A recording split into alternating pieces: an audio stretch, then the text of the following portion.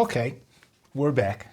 I had to show you my super starting soon screen because it's just unbelievably cool. It's got some of the best testimonials that place me like that high ranked in the industry and stuff. And it was quite fun to make. I remember we talked about it and I was like, wow, this is a good idea. So look at that. Like everything is really working in a room that has cables floating from the ceiling and stuff, which you can't see because I prepared it so that everything looks cool. But the drama is all around outside the frame, right? So we're here. We're gonna start right now because we're here and we're gonna do it. And what happens today is we're here to do mixing with KIT plugins, right? KIT Plugins is a brand. They make audio plugins and we're gonna use most of their stuff, if not all of it. I don't know if I have all of them, but they came out with a new plugin called the N73, which is an AMS Neve 1073 console channel strip from very old stuff that Neve used to do. Because believe it or not, the 1073 is pretty rare to see in an entire console unless you get the new stuff. But in the old era, it's quite rare, at least in my case, to see a full-fledged 1073 console.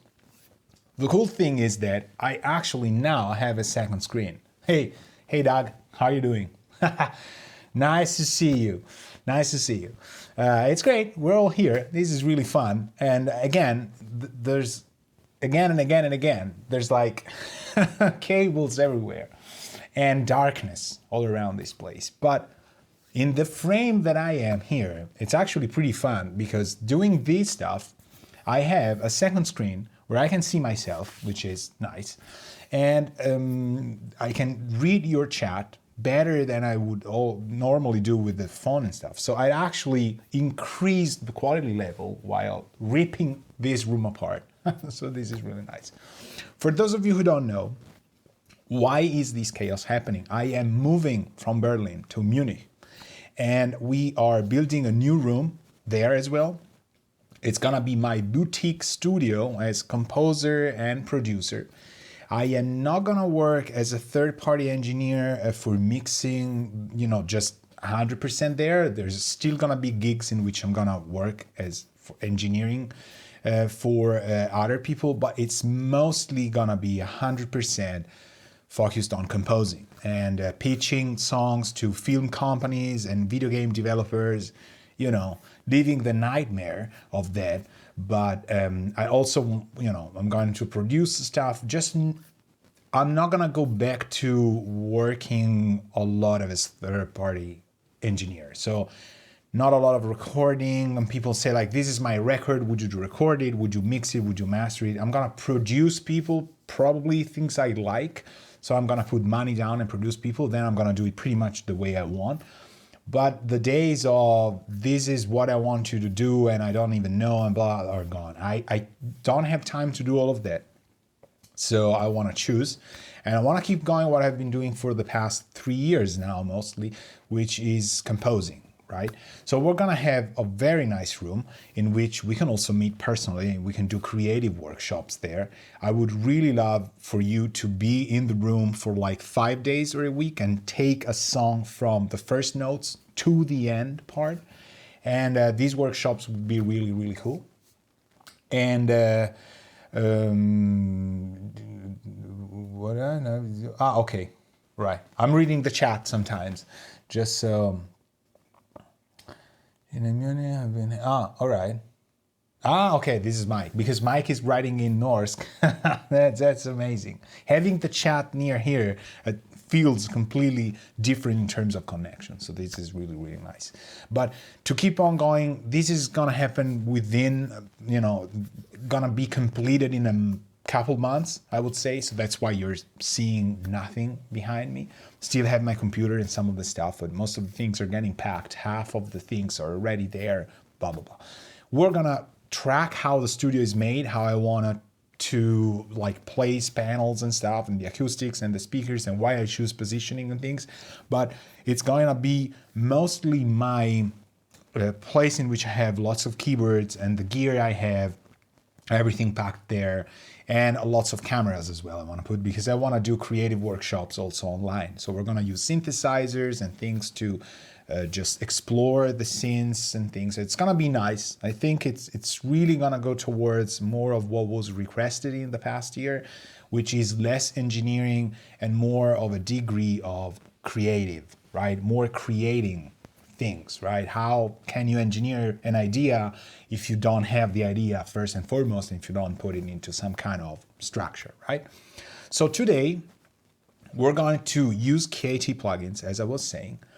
We are gonna mix with headphones. I have my DT880 Pro, so it's gonna be this challenge. We're gonna do it with headphones.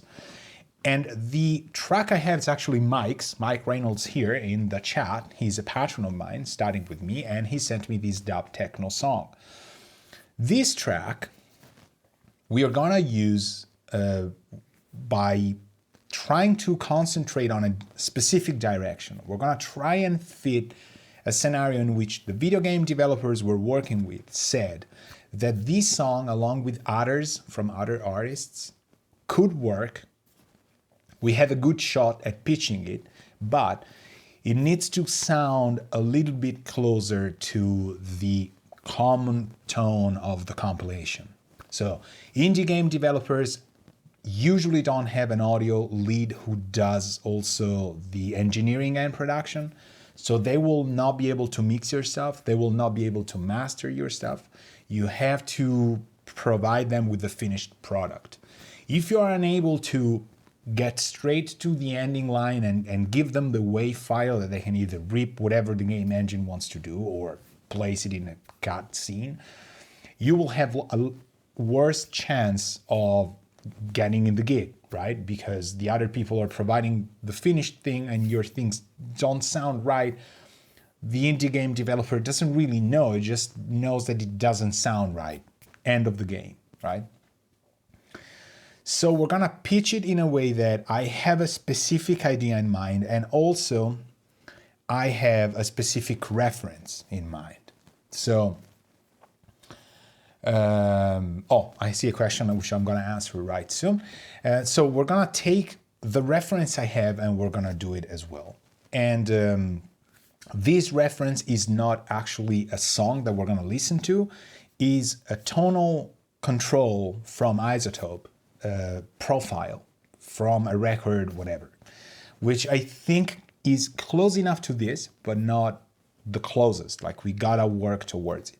So first and foremost, it's a video in which I love to use KT plugins, but I am not working for KT plugins. I'm not doing stuff. I don't get money from them. They have been incredibly helpful in extending demos and making it possible for me to do this. So kudos to them. But the people who are gonna show you everything about the plugins and stuff are maybe other people. And also the videos in which I'm gonna use just their products so that you don't see any competition and stuff, I don't care. If they're a good brand, they shouldn't care, because nobody is gonna make a record or a video game soundtrack with just their plugins. They're gonna use a plethora of plugins. So to keep things realistic, what I care about is to transfer to you part of a process that happens when you want to work as a video game composer.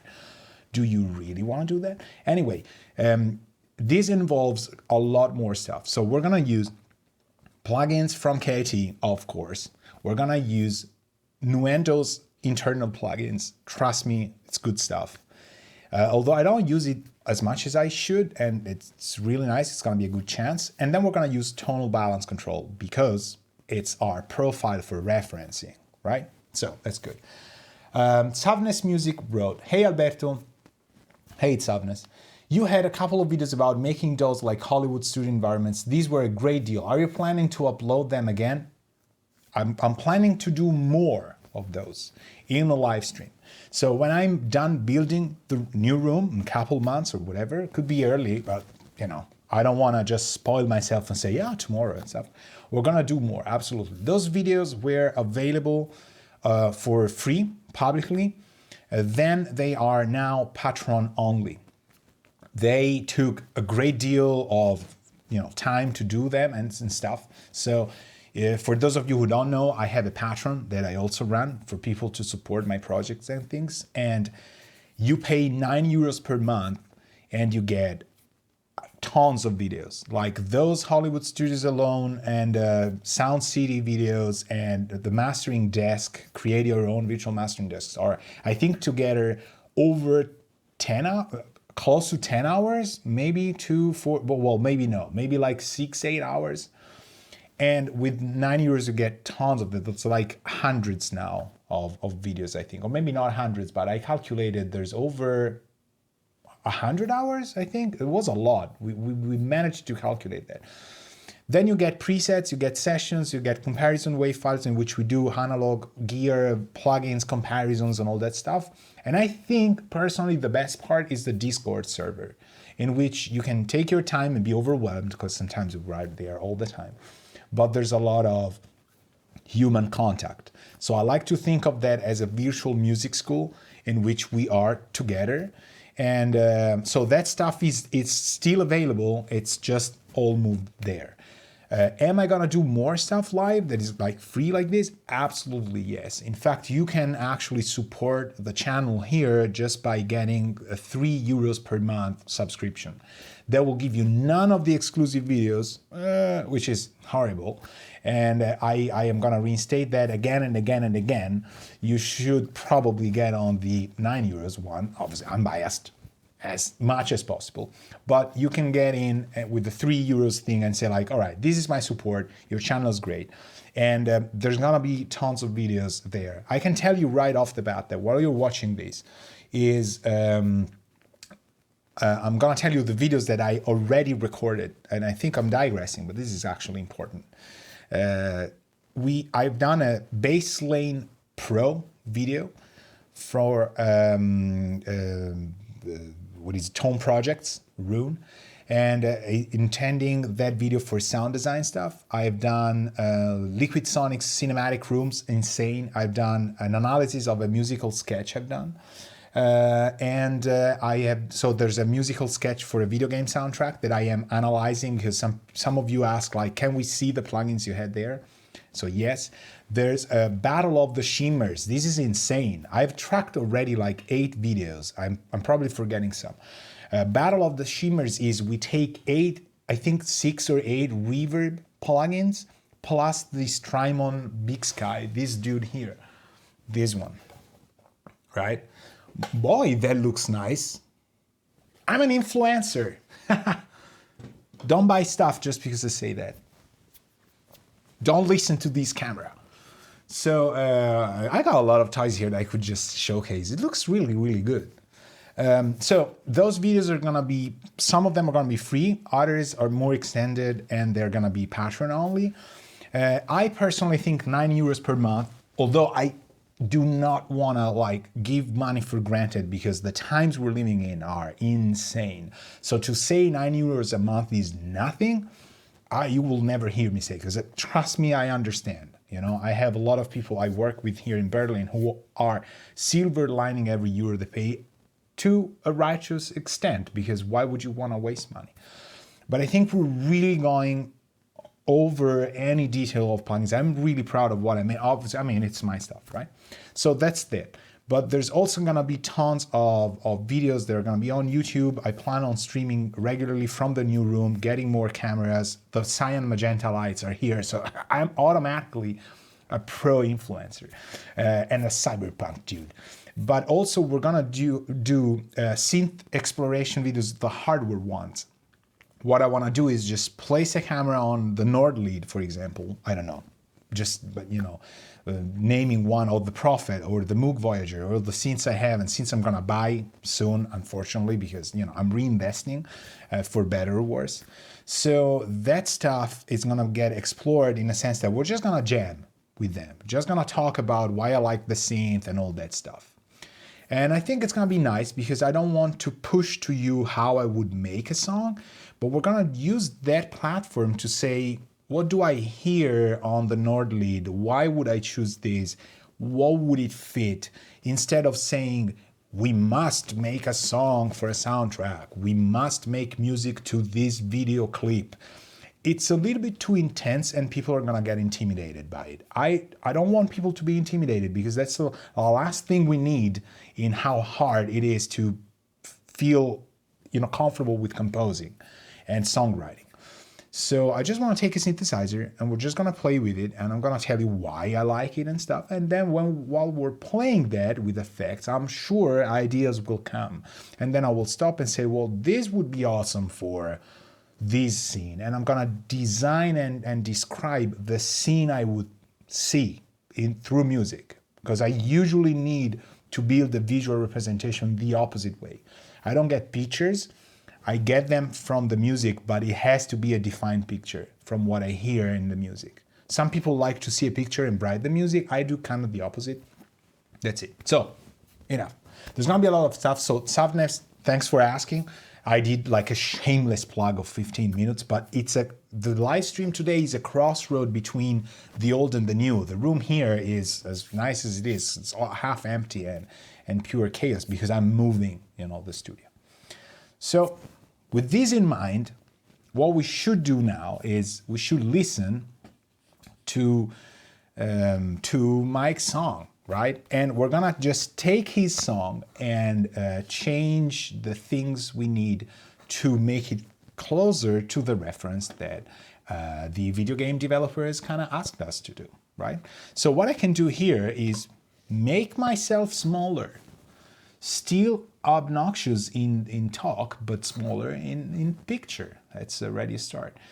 And you are going to also witness the amazing old age of Alberto in using Nuendo, which is sort of an ASMR thing. It's relaxing how slow I am on this platform because I'm constantly afraid to mess something up, and it's actually feeling really good to not speed things. I am getting ready for my third age, people. And I'm getting ready at 42 almost. But you should prepare in advance. You shouldn't just overdo that. So we're gonna have lots of issues here, but just so, not because the song is wrong, but because it's just, there's a lot of things to do.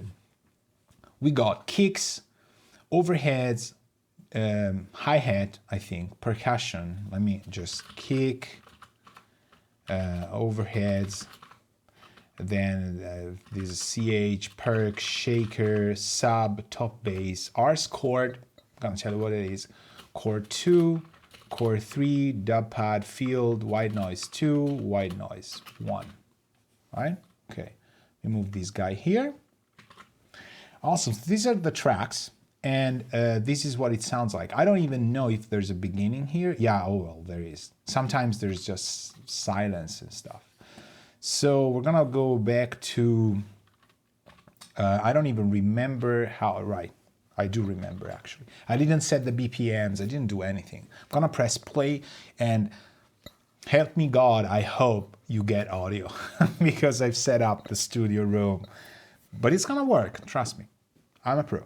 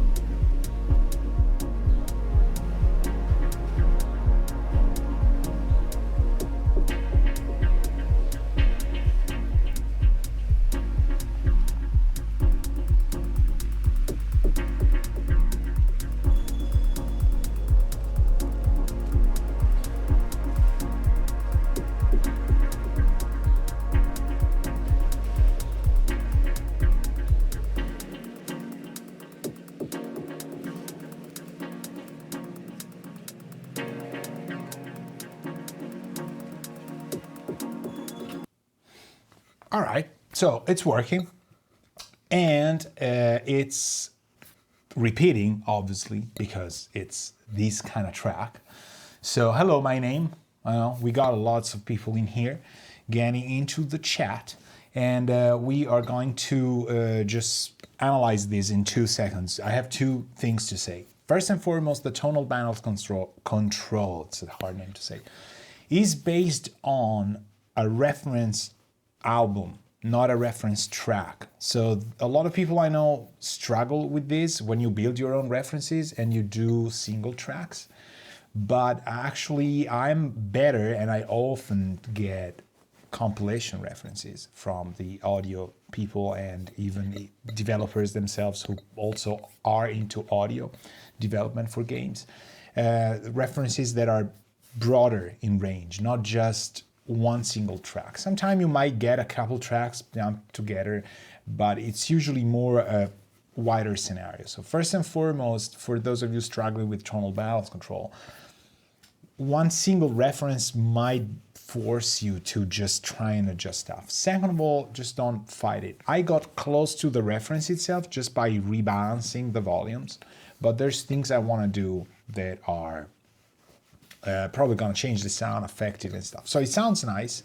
The Rs chord is a blend of samples that I captured for Mike from my Juno 6, and then he made it into an instrument, and it sounds really good, and it's the feature of the actual song, I think, like the way it is. So it's got a very nice science fiction, some kind of retro wave, future wave. Dub techno is really popular nowadays for, in the recent, I would say even 5 years, for games itself.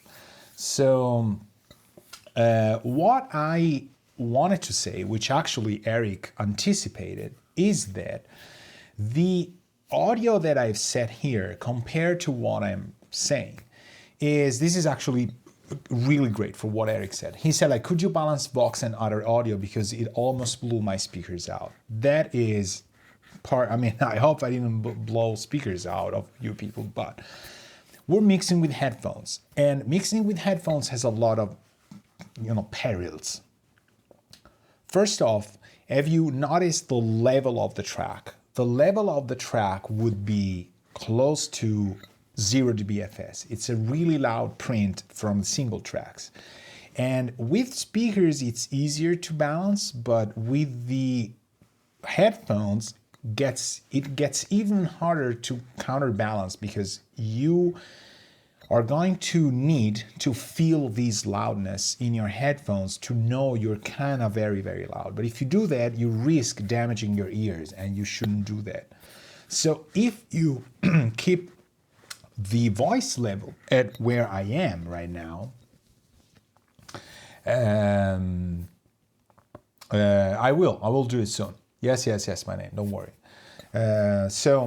This one is really, my vocal level is a lot closer to the levels you should probably print this at. But because I am actually listening to this stuff really loud, we could, for the sake of the stream, offset it. I'm already giving you -12, right? You can see it in my control room. If I were to keep it at 0, it would be incredibly loud here.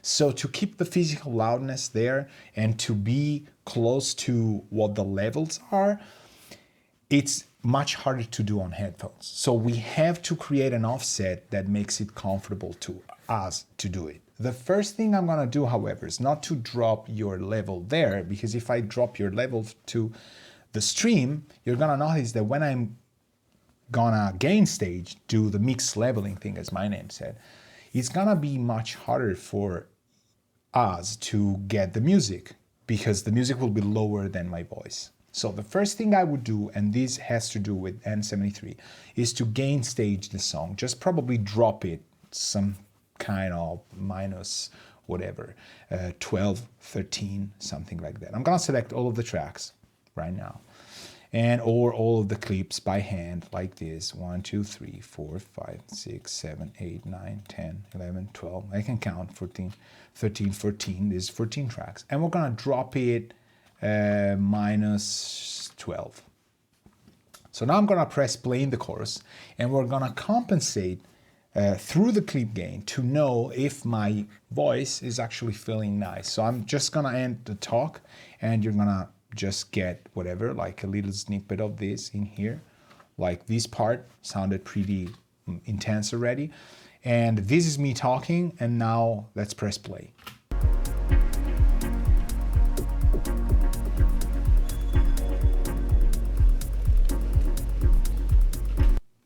So now it's lower. In my headphones, this is really low right now. And in your stream, maybe now, because it dropped 12, it's closer to what it should be somehow, right? So what I'm gonna do is I'm gonna go 0 here, and I've lost the 12 that I had, right? So it's gonna be louder for me and for you. So it's actually nulling the 12 that I've done. So to compensate this, I'm gonna go -12 on your stream. So we nullified the difference, right? So hopefully it has to be loud enough, but it doesn't have to destroy me, and now it has to be balanced for you. So for you, it becomes a 0. This, again, becomes incredibly important to do if you're mixing with headphones, because you don't have the loudness perception of the speakers.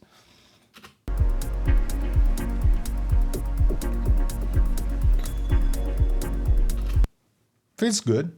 Could be a tad louder for me, maybe like a 3 dB or something. I think that 12 that I've generated with you, because I went -12 on the clips, 0 on the control room, and then I went -12 on you. So it's actually a -12 in the end, right? It should feel nice against my vocals now. But I wanted to do this live on stream because we approached like a 0 dB FS and it doesn't work. More importantly, and we're getting into the plugin now, if you take a look at span here, and you take a look at N73, and you take a look at a test generator that we're gonna use at 1 kilohertz, and we're gonna go -6. What I want to do is to mute this track so that when I engage the test generator, we don't get this constant ringing in our ears, right? So N73 is really simple. You got a master fader for the channel. You got hum if you want to have the hum. You see 1, 2, 3 in increasing factors. You got meters. You can have different colors of the fader, continuously non-stepped knobs, auto gain compensation, and then there's the central part. We're just gonna, it's really, really simple if you've used the N105, for example, the B105, because it's pretty much the same setup.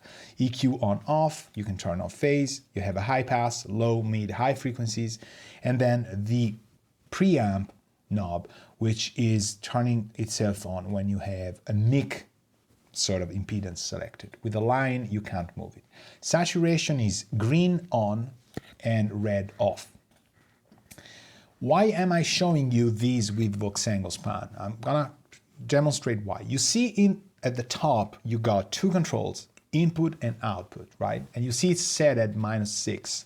So let's take these and go to -12 on the test generator, and let's go to 0 on the input and output. So this is the plugin in completely flat mode. There's nothing going on, okay? Look at Voxengo span.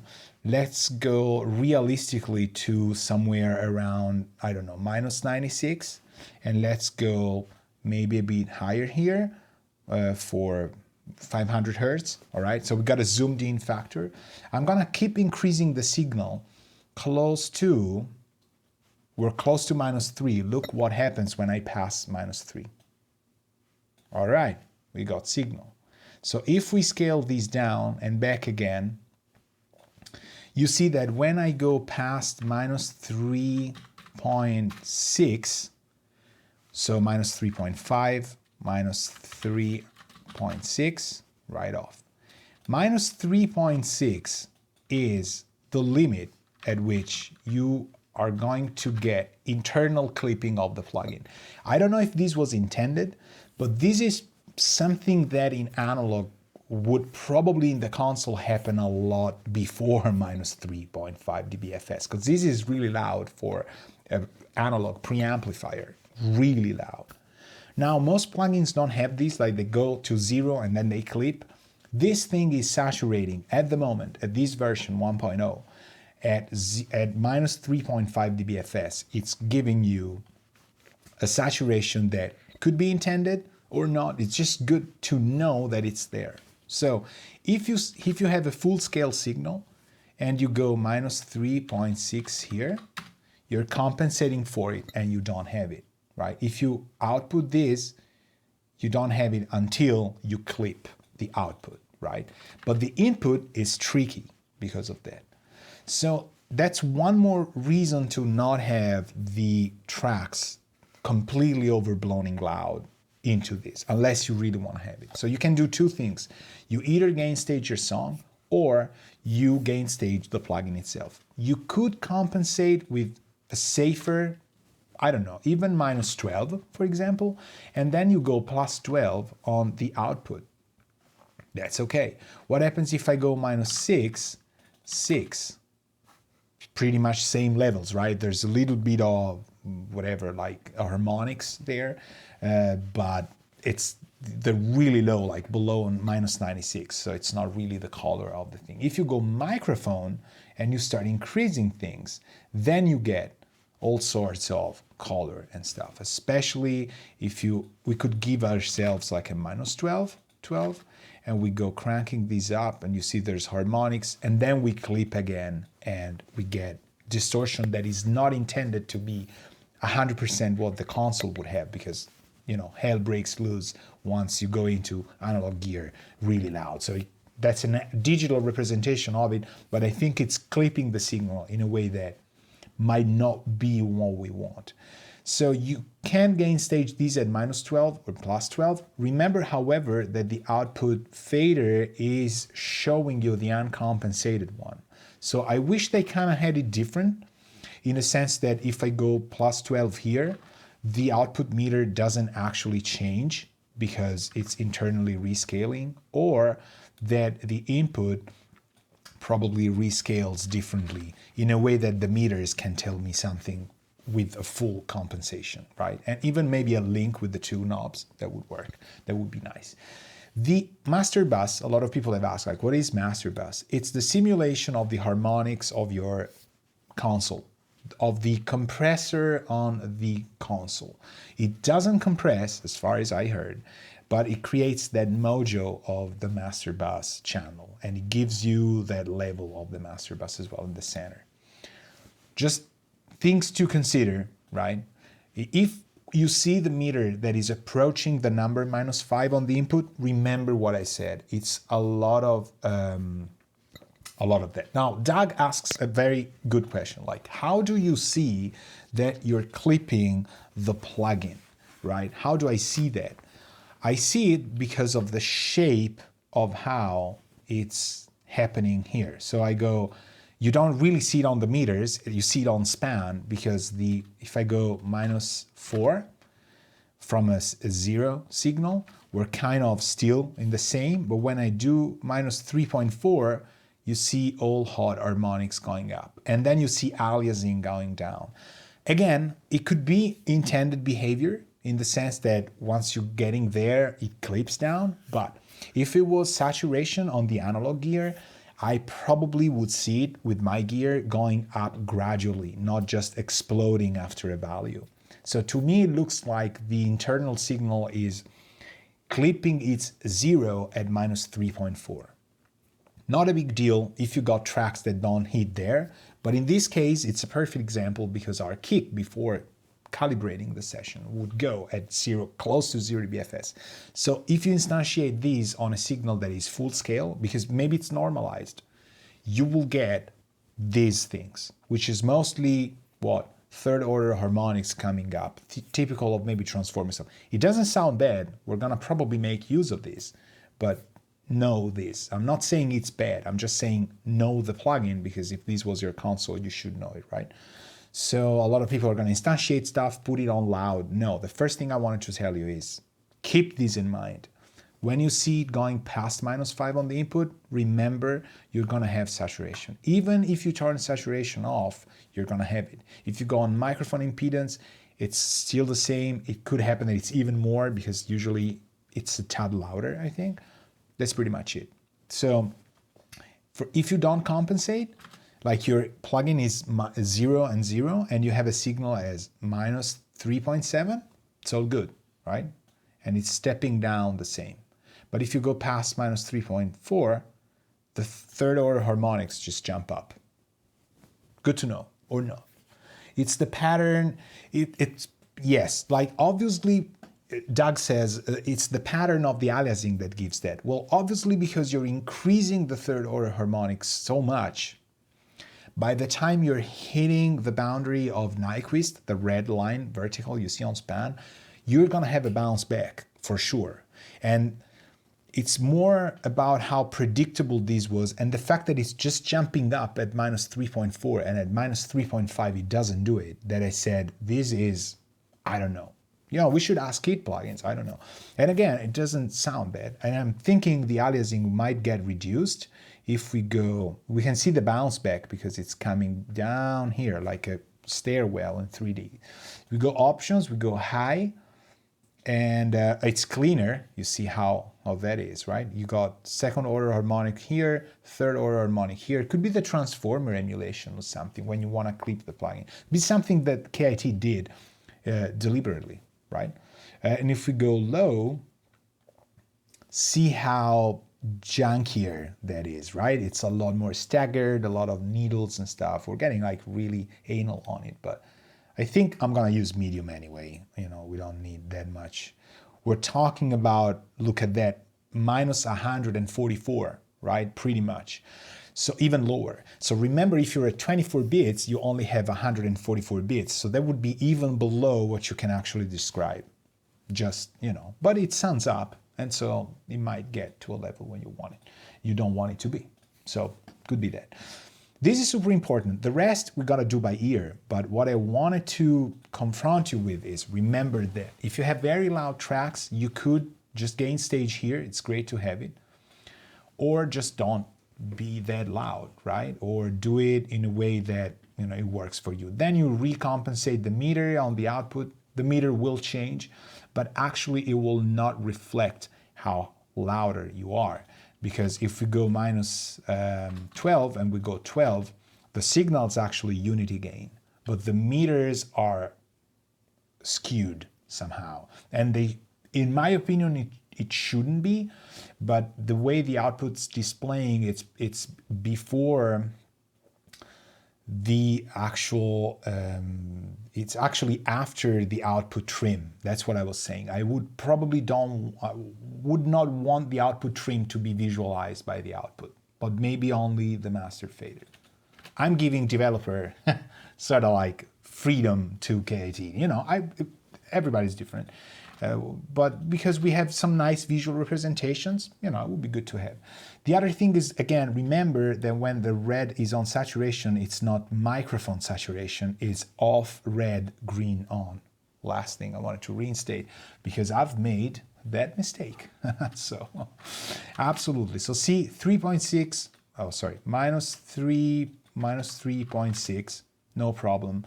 -3.5, problem. -3.55, almost no problem. So within a range of like half a dB or a dB, you're going that much up. I'm thinking I'm gonna use it for some sounds, just to screw them up. But that's good to know. Let's get these out of our minds and let's just remove the tone generator, these and the span and stuff. I've set just a breakable limiter at -0.2 so we don't explode. And now we're gonna start mixing it for sure.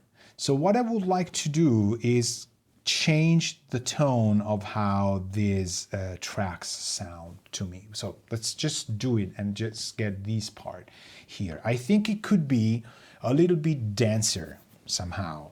It's not driving the way I want, and I actually want this to be pumping a little bit. So I've done a couple things as a test before the stream, and I'm gonna show you what I've done. These are the inserts here on the kick. Okay, then I've got compressor. So let's listen to this part.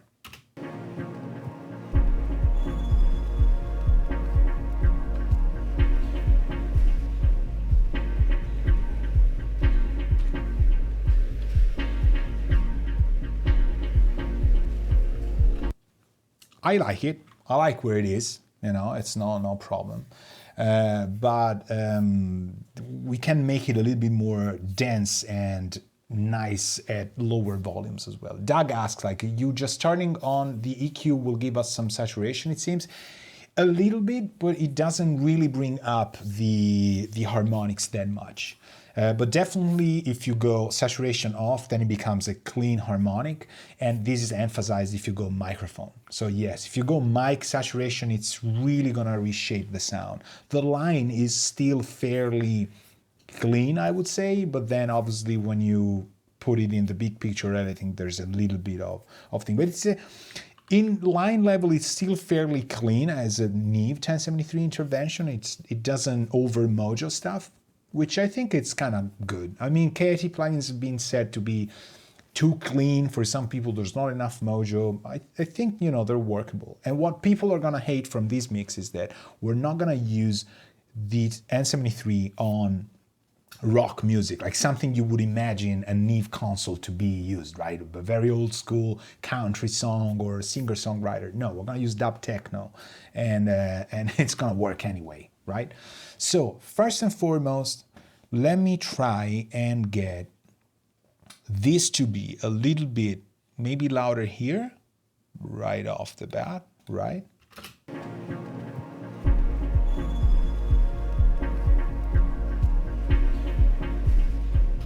Okay, so what I've done is I've taken my Sound Blaster audio card, it's like a card I have, really nice, for example, and I've moved my volume here without actually affecting how you are listening to it.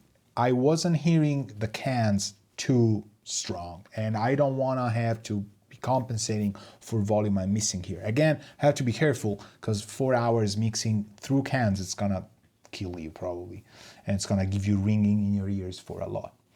So first thing to do is, how have I routed stuff? Look at the tracks. The browns are partly low, part high, part mid. So instead of having drums, bass, keys, SFX, and effects, I have low, mid, high. So the pink buses, that's why I turn them pink, because you can't unsee them, are the buses that I'm using.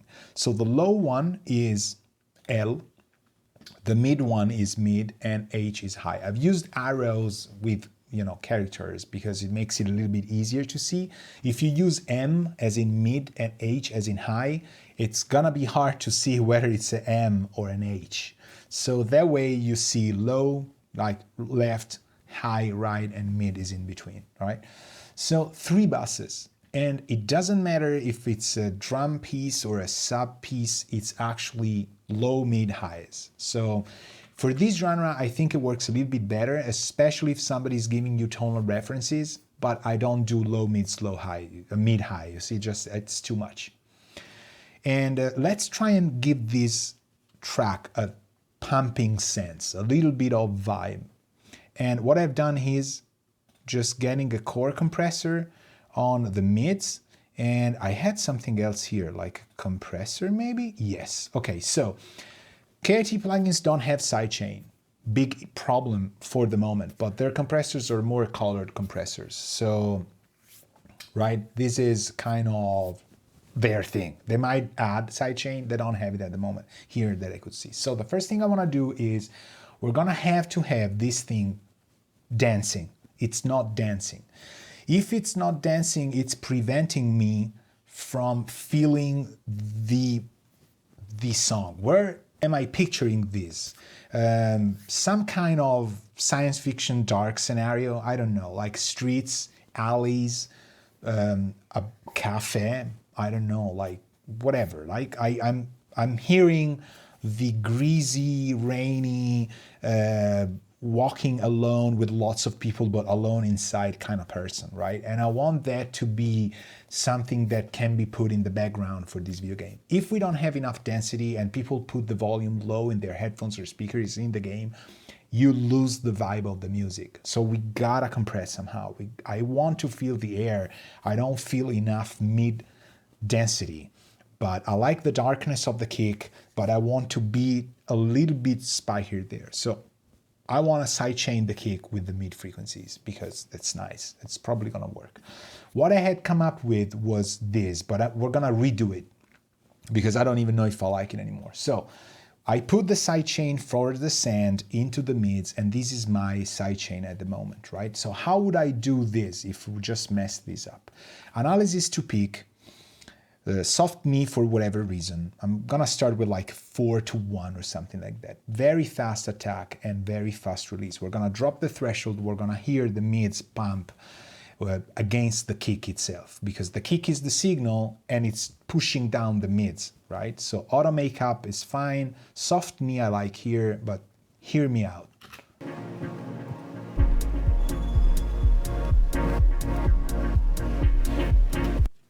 This is horrible.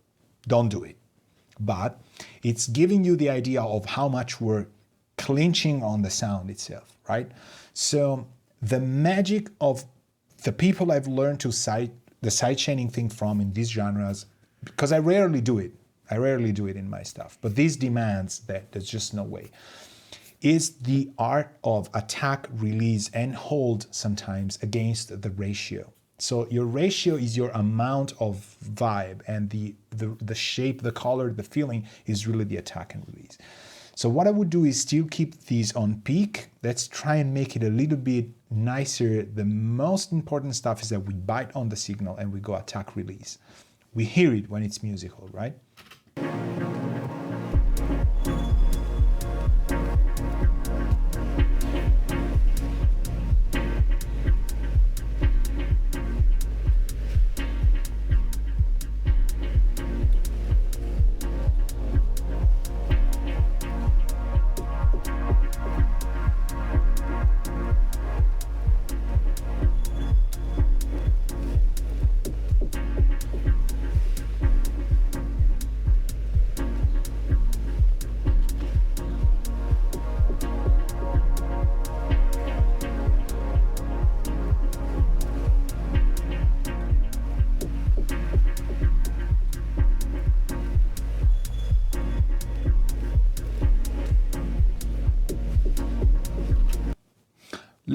It really has to have, I remember talking about this, it really has to have a sort of, it has to make you dizzy somehow. It has to have a sort of a mesmerizing effect, especially on headphones. I think this is really good. So let's try before and after. Hear how it's too easy without. It's just like giving you all the tracks, like here, boom.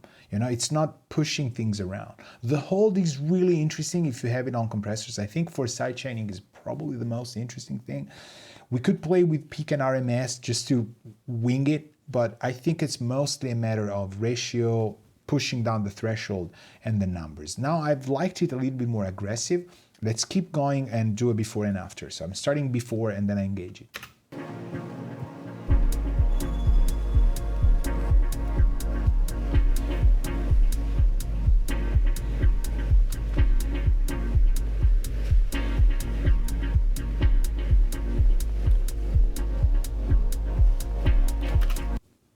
This.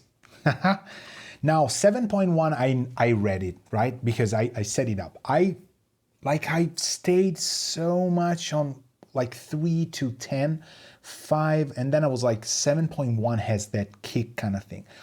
Now why would you okay, Doug has said, are you compressing with the KIT compressor before the innuendo now? Yes, but it's bypassed. Yes, but it's bypassed. So Doug is going one step further. That's the trick. That's the trick. Because this, you think this is the joke, right? And it's not the joke. The joke's coming after. So, you know, it's for a good luck. It comes more alive with the side chaining. Absolutely. Now, why would you want to have attack on the side chain? Because for 7.1 milliseconds, the mids are with the kick.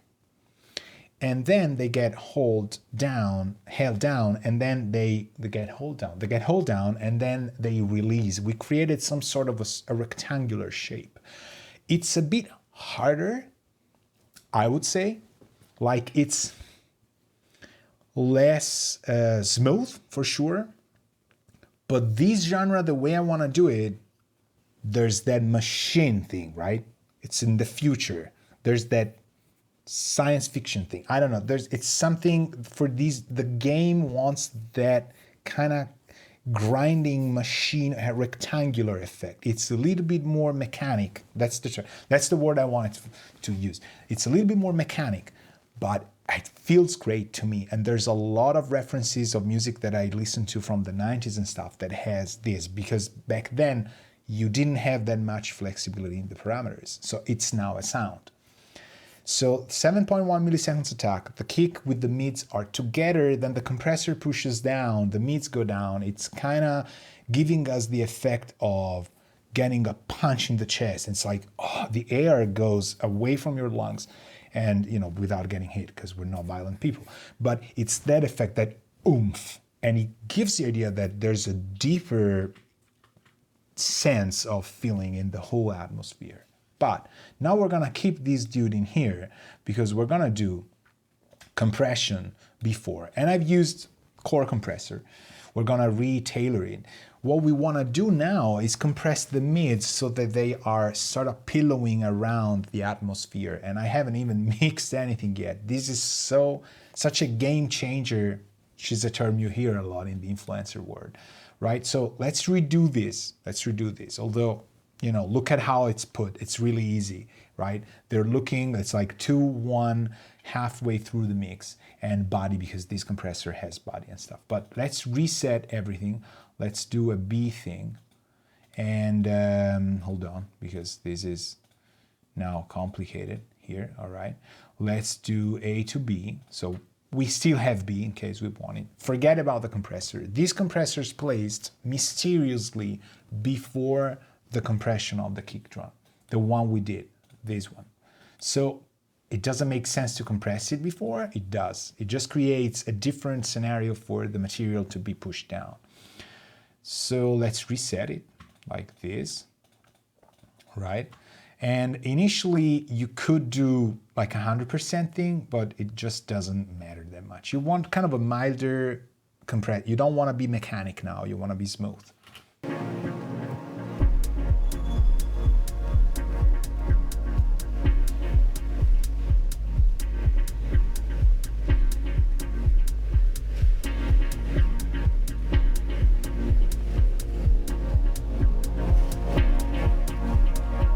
Easily too much, right? This way. But you then ease it out with the mix.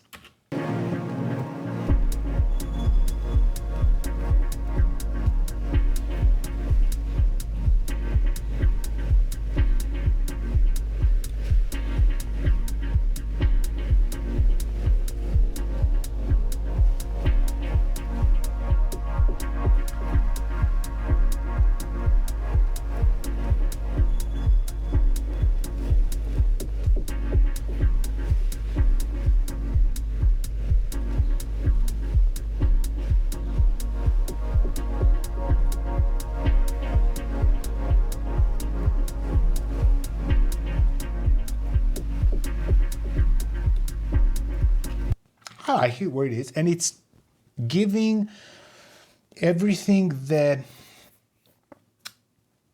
sort of like a trance feel. It makes me dizzy, and headphones are awesome for that. I like to mix that way. There's one instrument, which is the field recording, which I hear going up and down because it's a field recording. It sounds like this. This one might be something that we want to put away from this. I would probably put it to all effects, because maybe all sound effects, which still goes to mix.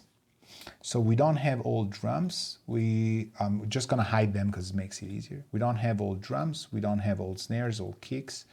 We don't have all bass, all keys, but we're gonna use all S effects for sure, because it makes it possible for us to just direct something somewhere else.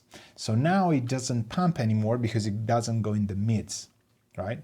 We could call it mid 2 if we want. We could create another one and call it mid 2, whatever. All S effects goes to mix as well.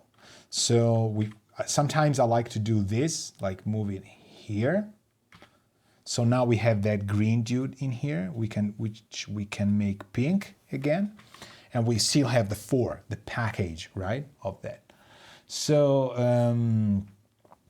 Doug said, these are all good questions. I mean, why would I do it live, right? He says, sorry for being eager, Beaver. What do you listen for when you tweak the KIT compressor? The best answer I can give you is I listen for that vibe that I heard in a lot of music that I am aiming to make this mix sound like. Which is A, I think I got the English right because it's a super complicated sentence. B, it's a feeling thing. I've used these headphones a lot like speakers. It's an environment in which I've listened to a lot of music, and there's that vibe. It has to vibe like the music I'm aiming at, the style I'm aiming at. It's like a late 90s electronic music made in the 2000s.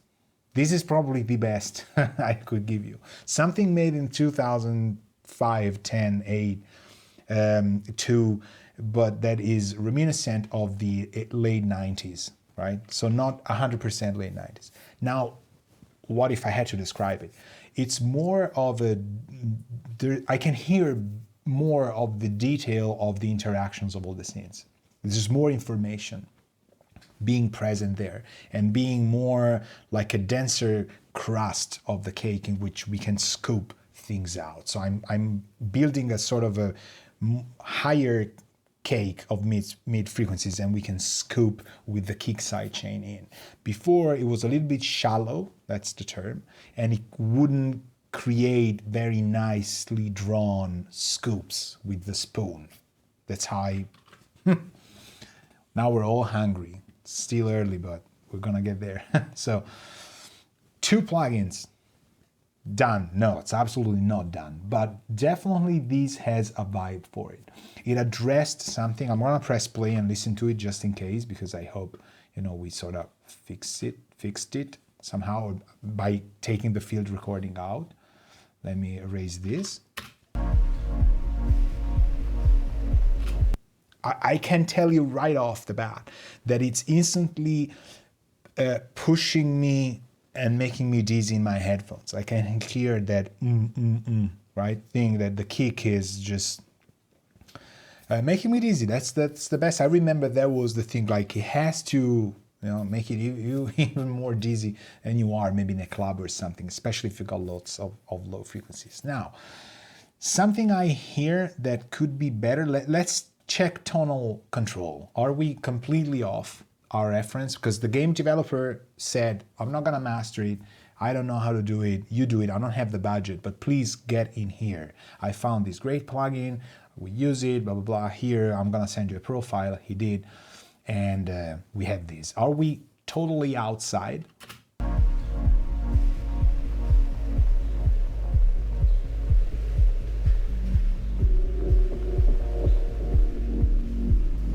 All right, we are, but we don't have the mids. Like you can't pretend that you're in balance when something is not really, your mix lacks low mids, because that's how it is. It's a different song. However, for the style in which I am, I would like to address the kick and make it, don't hate me, way less subby. Way less subby. And I need something smooth because I need to make it smoother. And what I want to transfer these on is to have a bit more of a smack in the kick. So I'm thinking I'm gonna have to duplicate this kick. So let's do this. Take away tonal control. Don't wing it by looking at it. I want to have less slows in the sub, which is also interesting for video game renditions. Oftentimes, people are very, very heavy on their hi-fi systems in game because they want subwoofers. You give them the right subwoofer, it will explode in their rooms. So First and foremost, we address these a tiny little bit, and then we make probably a second kick just to have a little bit more snap. And then I will talk about something probably nice, because this goes really sharp, and we can find harmonics that we like and define a more musical kick you don't even hear, but you feel. But I'm going ahead. Let's first clean some lows.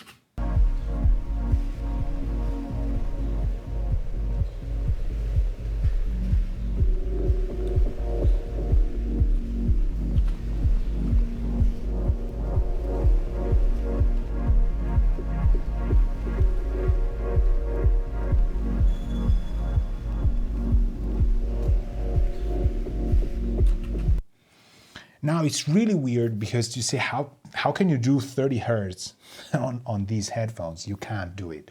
But there's a feeling in how the mix pumps. I mean, if you've listened to a lot of music that has low kicks, there's something. But I guarantee you you can't really hear 16 hertz, but it's a smoother filter. So I'm battled between 20 something and 40. So there has to be some sort of reference in the notes, because it's multiples. I'm just gonna find a solution and then decide for it. Maybe change part. Okay.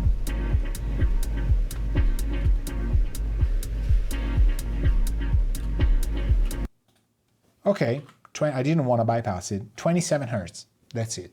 We go with 27 hertz. Because I still want to hear my eardrums pump down. It's I don't know, it makes me dizzy the right way. Now we're gonna duplicate this. It doesn't make sense to tweak this dude too much.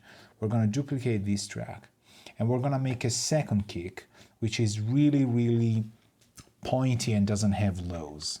Maybe I'm gonna have to compress it, overdo it, but hear me out where I wanna go here.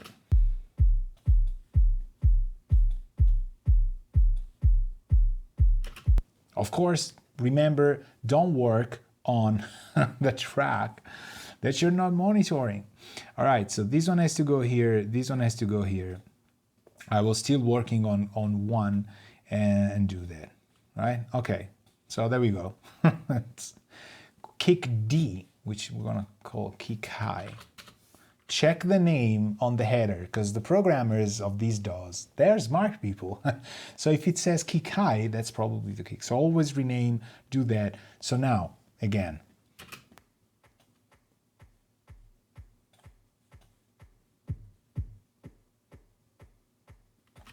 This sounds good, doesn't have that that nose. And now we're gonna scout for frequencies that have a reference to the pitch, maybe of the song as well.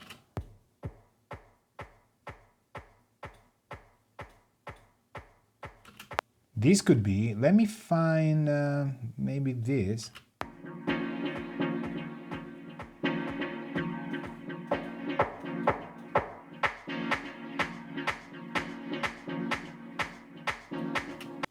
It sounds good. Hey, Eric. Why? Thank you. Thank you for being here. Thanks. This we don't want to do. So now, obviously, the volume's all over the place. Let me try and listen to both of these with some faders action.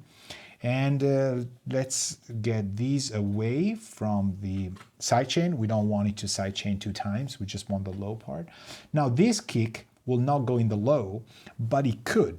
Because if there was one track, you wouldn't have any decision over it. It would be there. So I could break the rule and make it go low, even if it's high frequencies we're generating. Because if it was one track, the kick, you couldn't split, right?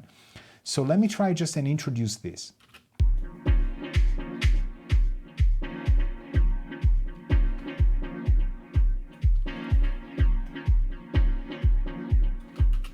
All right, that's a little bit too much, but hear me out. Here, how we're gonna do it. We make it surface quite a lot. And then now on the water level, we play with the knobs here.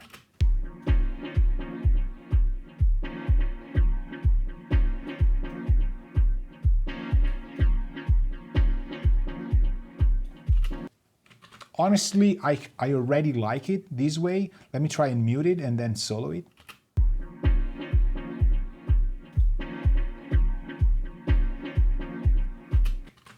That's it. And these things you really hear on headphones, so that's a plus.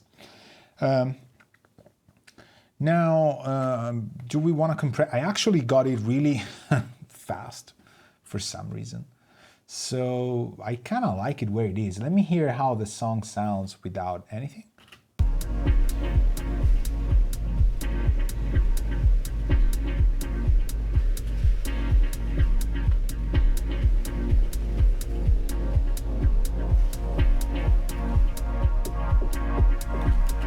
Okay, I like this. Okay, let me try and compress this dude, maybe with core comp, which allows us to have a mix knob.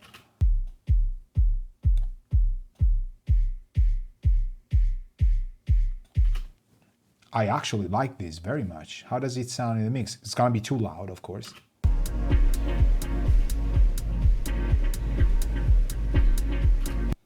I like it, but we need an expander, which KIT plugins doesn't do. So we're gonna use this. Right, so we make it very fast, no hold probably, and just some fall here. Ratio 1.4, whatever. Analysis peak, we want it to analyze just the peak.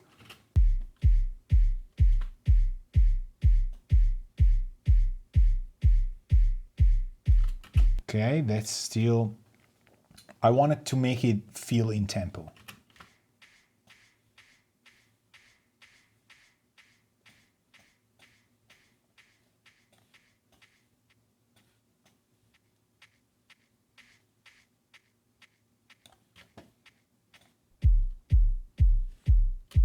Without and with.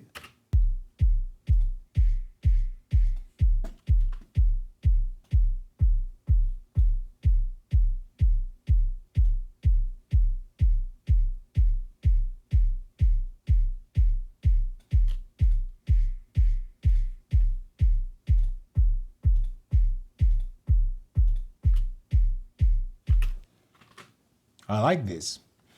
What we could also do is have one kick without it, one with, or one with both, and then sometimes at the third one. But this is getting more into the production thing. Now you might say, this is so small. It's such a small change. You already kind of know the answer. Why are we doing this much work on this little part?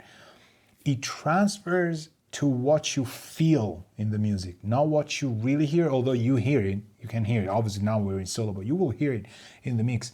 It's such a different statement from the song, I think. And that's why these things, if the artist like Mike would have any saying in all of this, which he doesn't, because I'm pretending that I am mangling his song for the purpose of becoming extremely rich, so people instantly drop every inch of artistry because it's about fame and money. But you know, these things in the normal world with real people and real artists, you want to talk and discuss, because it does change a lot. Don't think, oh, I'm just doing this, it's better by definition. No, absolutely not. So this stays on the low, we like that. How about the other tracks? I'm just gonna now blaze through it. And you know what we're gonna do for the ones that are high-end mids and stuff? We're probably gonna instantiate N73 everywhere, because, you know, that's what we do. So I'm gonna go quick link, and I'm gonna go N73. And it's, ooh, see, that's fast. Yeah, Mike says, your lawyers told me I have no legal right to opinions once I signed. Exactly. We're playing with fire, because there's people who got really burned with this. Second thing I want to point my finger on, away from legal stuff, which I'm the last person who can give you tutorials and live streams on. 0.1 milliseconds delay when you insert N73 at that level of oversampling. So this is good, because for me, I cannot use a lot of latency when composing and mixing, because I have lots of pedals and real synths. So latency is really bad when I do that. And that's why I like to mix with zero latency plugins of sorts. So just saying that these are falling within that category. So what is OH? Oh, okay. This brings us to what is this doing? Now, 73 does not have the EQ low pass. So we gotta use core EQ. I find these to be a little bit too bright for my taste. I don't know. It just doesn't blend with the kick. I have no idea what I'm saying, but I want it to be beefier in the low mids. Let's try and see.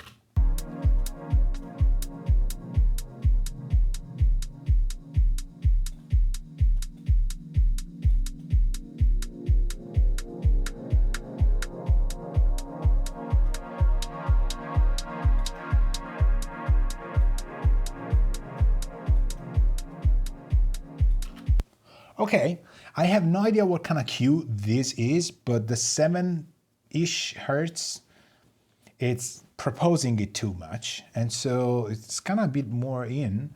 What if we go here?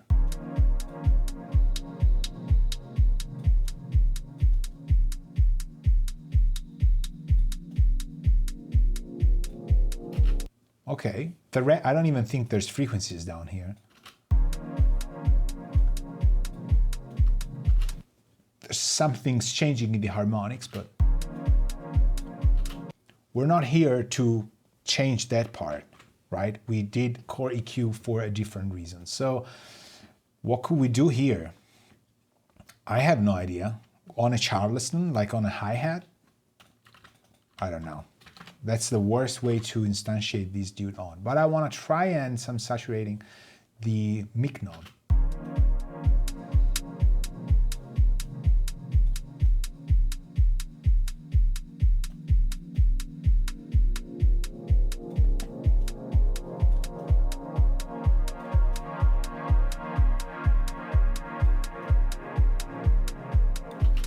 Now, again, it's very subtle, again and again and again, it's very subtle, but I have a specific idea of how this hi-hat has to be, because unfortunately I've listened to too much of this music for my own good. It's actually made me a better person, probably. It's just the hi-hat is so small, it's occupying such a small part of the frequency spectrum, yet it has that thing, right? I wish it was a little bit more reverby, a tiny little bit. So I'm gonna add, there's a super cool reverb that I love. It says a reverence, but it's probably gonna be too complicated. So I'm gonna try room work. I'm actually gonna try reverence because it's so good. So let's try this. It's like super simple. We got LA Studio I like actually, but Live Wooden Church. Let's try this.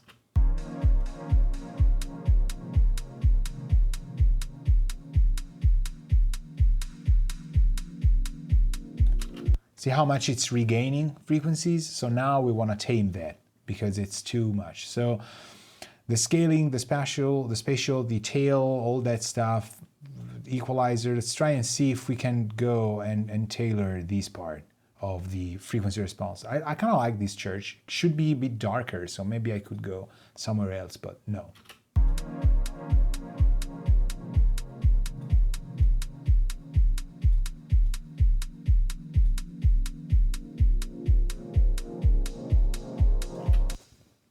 There, that's how you do it, probably. You see how easy it was to go like, oh, I can hear the reverb now. Well, that's when you carve and then you add the mix. It has to be subtle.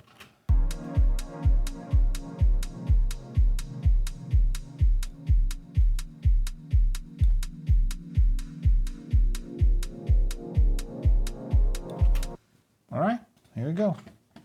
Now, without losing faith in our possibility of getting hired by this indie game developer, with cell phones ringing, emails about taxes to get paid, we keep focus on it and we keep going. What is this CH? I know what this CH is. Let's keep this yellow so I know it's not being done. Who's playing this part?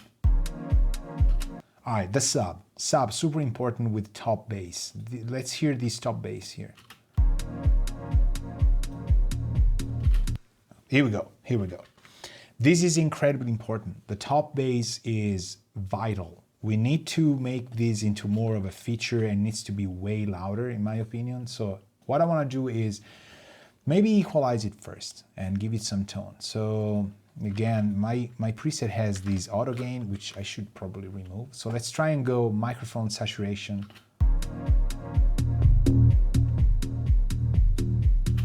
You heard it? It goes up in volume, but it gets beefier. It's not just that. So we're more than equalizing it by just going on the Neve, brum, up. And that's why I have two 1073s, just the pre's, and just gaining stuff in on the Voyager as well. The Moog just completely opens up on one note. Feels almost like you're playing two of them on, you know, the same octave. Has that higher harmonic kind of thing of the transformer. This is really good. It's actually fun how it's working regardless. Maybe we need less bass because there's sub. I'm tempted to go 700 something.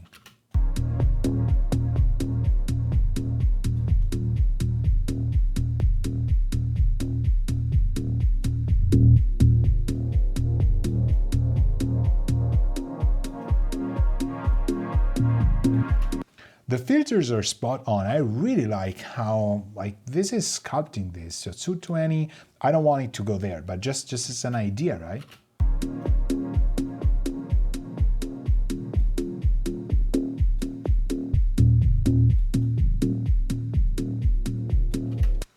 That harmonic, the part, okay, CH says mic, it's closed hat, OH is open hat. Of course. In my opinion, it was Charleston, because that's how I call it when, you know, real people are playing it, which is not the case because we have robots for that now.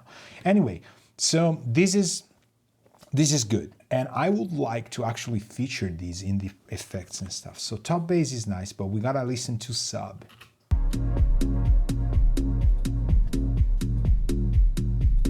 So the two obviously have to work together. Maybe this is a little bit too loud now, but I really like how it sounds. So let's try and get the sub to play.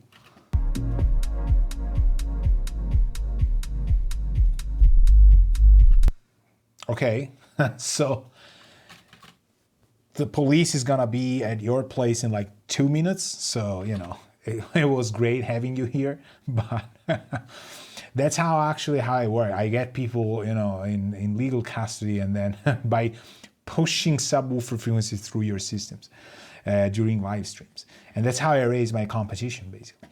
But I also felt that probably we don't want to go that loud on the microphone because the preamp's adding more harmonics, which we're going to use for the top bass. But I want to raise the volume of this thing more. And I don't want it to fight the kick, right? Because it shouldn't.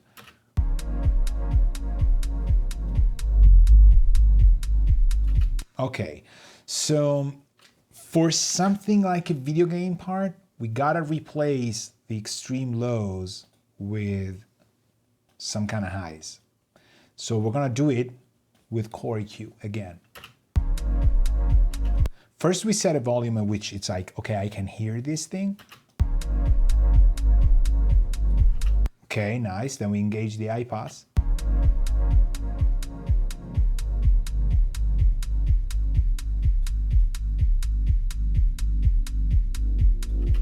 It feels good. Now we gotta try and find some areas that speak more on the upper harmonics, right? Wow, there's really nothing. Okay.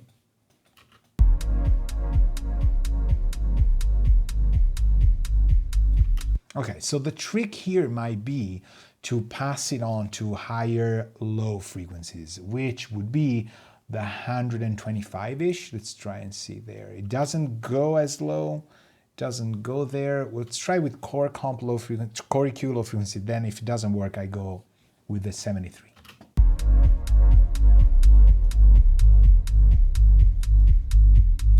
Okay, this could be good. We need less.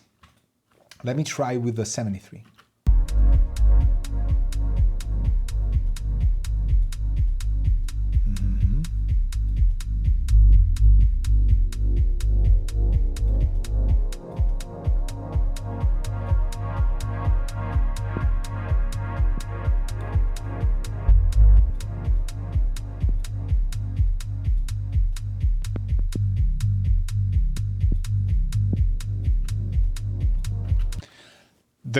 the 73 was able to pull it up, right?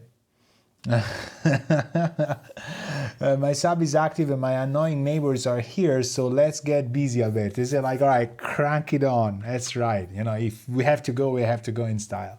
Absolutely. So if we were shaping this without the mastery of you know, a good sound engineer, I'm lucky to know some that really helped me understand how these people think when they're doing lots of video games. They've done top class acts. They want to be in control and they can still carve your stuff out, but generally don't overdo it because they're still able to push it out of what you're composing rather than cutting it out, which might be harder because you're lowering a lot of the real estate of dynamic range. So I'm trying to replace it with a cheaper bass. That makes sense, like a headphone game bass, you know, bass that you can enjoy without the risk of saying, okay, I have a headset that has virtual bass and now it's too much, stuff like that. I know it's not artistically amazing, but it's more kiss ass, right? You know, it's probably gonna be liked a bit better. So the 35, the 350 hertz, we pulled out a lot of that. The Neve did it, so it has that energy, right? Maybe with the upper harmonics here, let's try the microphone thing.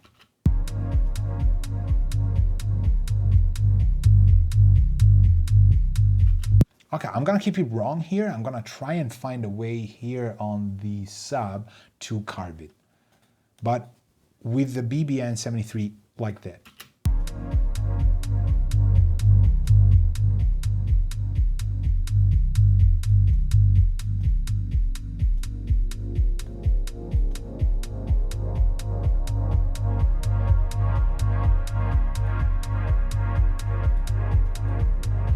There's no highs. I just tried it and they were like, ha, nice try. We're not there. We left in Mike's session a long time ago. So I like that though. Now with the top bass, however, the thing has to work. So we have two chances. If it works, it works. If it doesn't, we could carve some highs, although I think it shouldn't have that many. But we haven't used this part, so we could fiddle with that. If the top bass is contrasting, if it's working, it's fine. But you know, we go peak mode and maybe we try and find a spot where the two things talk better. We gotta make them work better. So bear with me, we do this.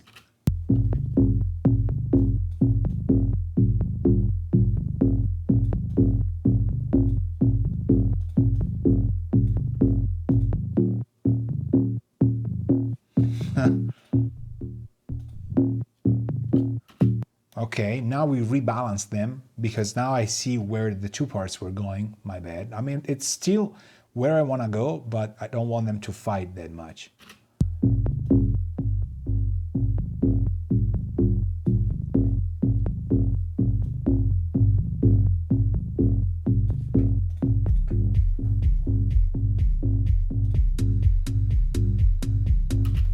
Right? There's songs that just have that, right? So we gotta make it more interesting.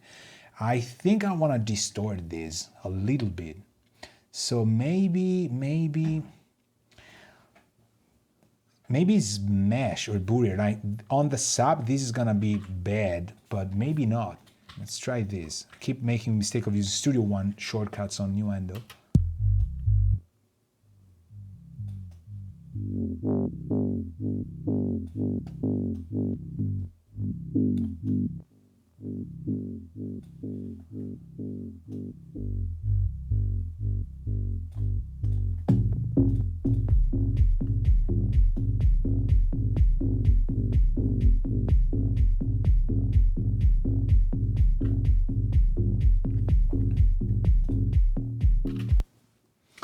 The best part was I muted the sub and it's like it doesn't work anymore. It's missing something. But with it, it was like, can I hear the sub? I don't know. These I would leave on my headphones this way and I would keep going. So now we have some parts down, the overheads, perks, we gotta find them. They're not playing. I wanna do dub pads. All right, here is where we start pumping in a lot of mids, I would say, because we wanna feel things up, right? So I'm probably gonna try and hear this. This one is the one that goes up and down. Yeah, so this has some fluctuation, which I wanna keep, but I thinking like 700, this should be nice.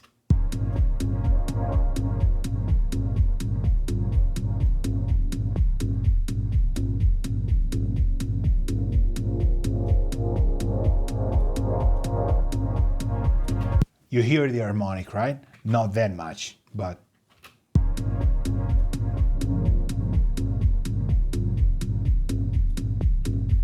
just a little bit of a hug when this is coming. You could automate it so that it goes up in volume, just ease up the 220. This would be nice, but we need to do it for the whole song. Laziness, not getting paid enough. Mike has no saying in it anyway. We don't do it, you know, and it might be you do it and it's like, I don't know. Never underestimate the good efforts gone vain. So nice, chord 3.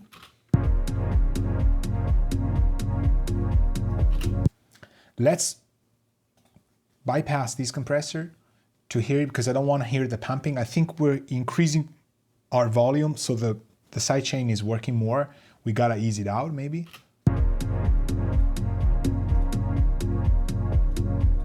Right, so we know it's that.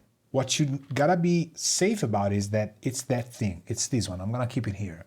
So thank you, Doug. Thank you for being here. Don't worry, it's gonna get recorded. So, but you know, thanks for being here because it was nice. It's better live. It's more fun.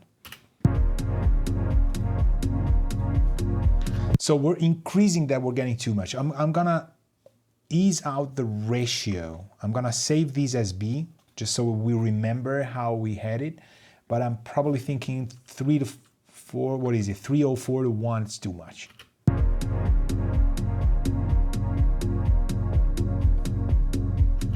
And now you might be saying, but now you completely killed it. It doesn't do it anymore.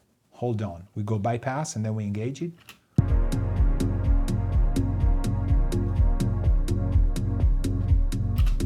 Absolutely. And I've removed lows from the sub a bit more, but we're gonna do some compression afterwards anyway. It just has that thing without being over pushy. Now we got 247 milliseconds of hold. It's a lot. It would be tempting to play it safer.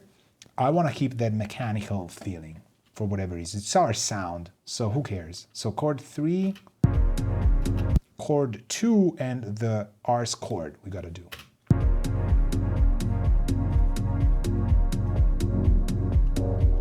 Okay, this one has the lower harmonics that we didn't have from chord 3 or from dub pad. Important, we gotta do this. So let's try and find it. It could be 350.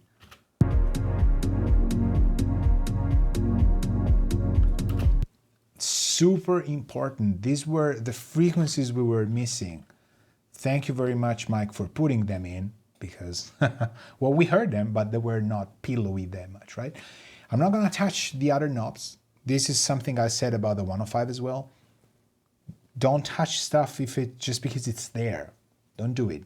350 is fine. I wanna move to the second problem, which is compressing.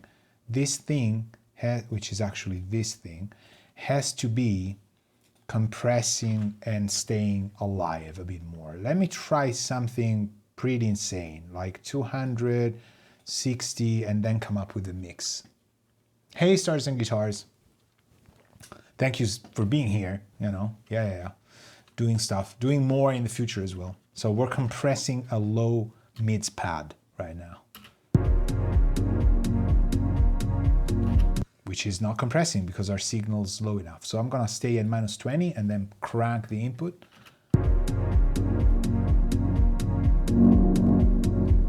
Okay.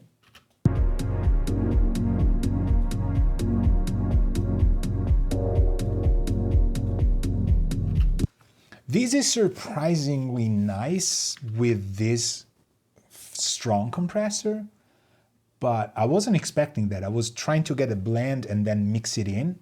but it's quite nice, but I can't do it 100%. It's gonna be too in or out. I want it to be floating. So very slow release, just a support thing. So let me try and ease out the mix.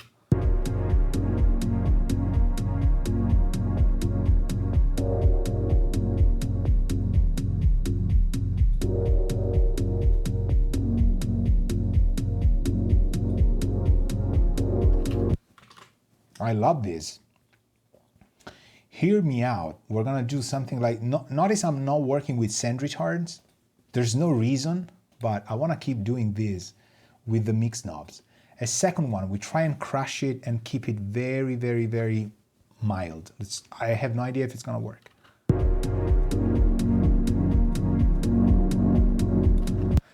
I do something like this with the Fatso on the keyboards, the real one or the plugin. I have a real one and it's amazing at just leveling the field and keeping a signal there. This one has a bit more attitude, so it's crunching, but still.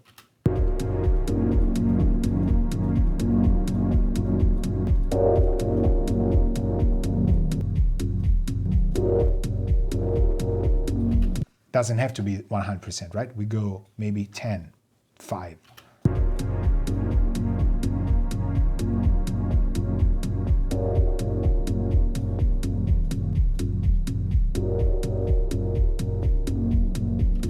Now, did we get carried away? Master bypass on these two. Let's hear it again, actually on the 3.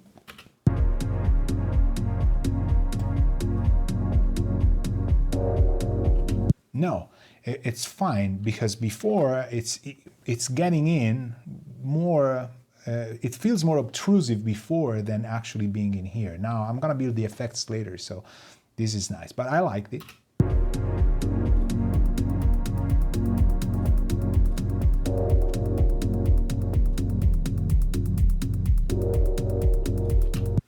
That's it. Now we got, I just took note, I saw the closed hat coming up.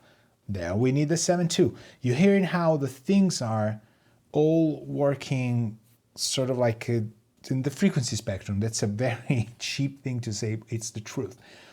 See how we kind of like that 7.2 now because it was not present there? That's it. Not touching it, it's okay. I like it that bright actually. What is it? Perk and shaker we didn't do. Okay, this is also another one that is gonna get processed a lot. What are we gonna do here? I'm gonna copy the reverb that I had on the overheads. Let's hear it. I'm actually gonna put it before the EQ as if it was part of the sound.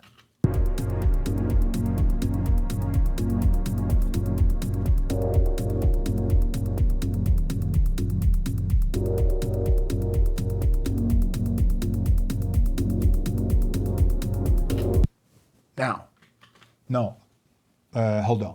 I should not close the instance of the plugin because you're like, whoa, wait.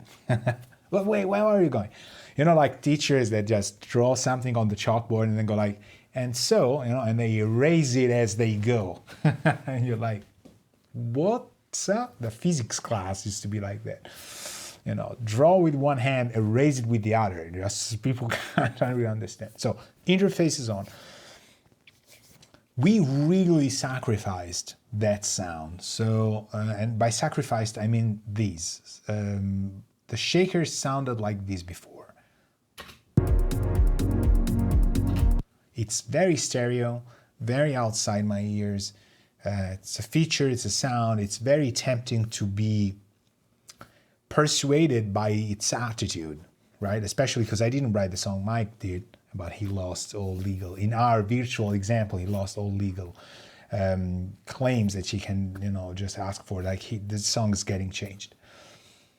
This effect, even if it wasn't a video game part underground, like in the sense of being used while you're playing the game, is nice, but it's too obtrusive somehow. So it's a feature, and the artist might say, okay, we do it that way. I want it very prominent, very out there.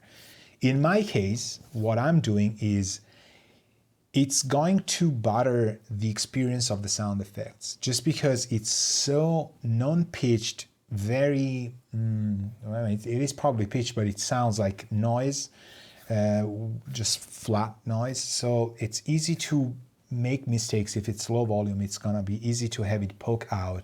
It's gonna be a mess to try and find the right volume, and people might mistake it for different stuff. So it's really a question of, it's gonna butter the play experience, right? The gaming experience.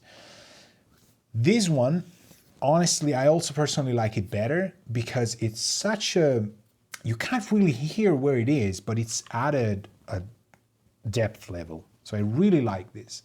82%, I completely carved the highs, so the reverb's not really emphasizing things on the high spectrum, but it's working on the halo, of which I have no idea whether that exists or not, you know, but it felt nice.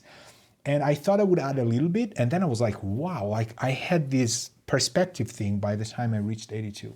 So now it sounds with a little bit more 7.2 kilohertz, sounds like this.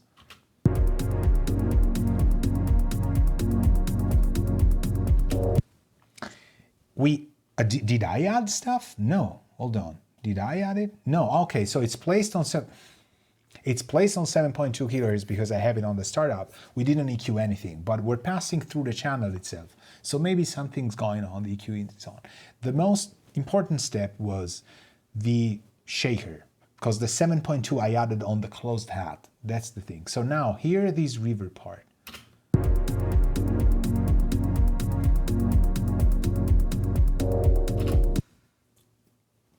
It's a taste thing, but I want to go on a limb and say, this is the difference between you have tracks in Ableton and it's a song. It's so into, like it's a sine wave into it. Like in my headphones, sounds amazing. So that's all I'm gonna say. It's my headphones. So I'm gonna listen to it. And I like the vibe of it. So I would like to process it. I would not even touch it, go. Notice how I keep my sort of Mojo compressor there, just to see how it's reacting. So far, so good. What are we missing? Chord 3, perk. The perks are here. I'm actually gonna do it in the final part. Let's see.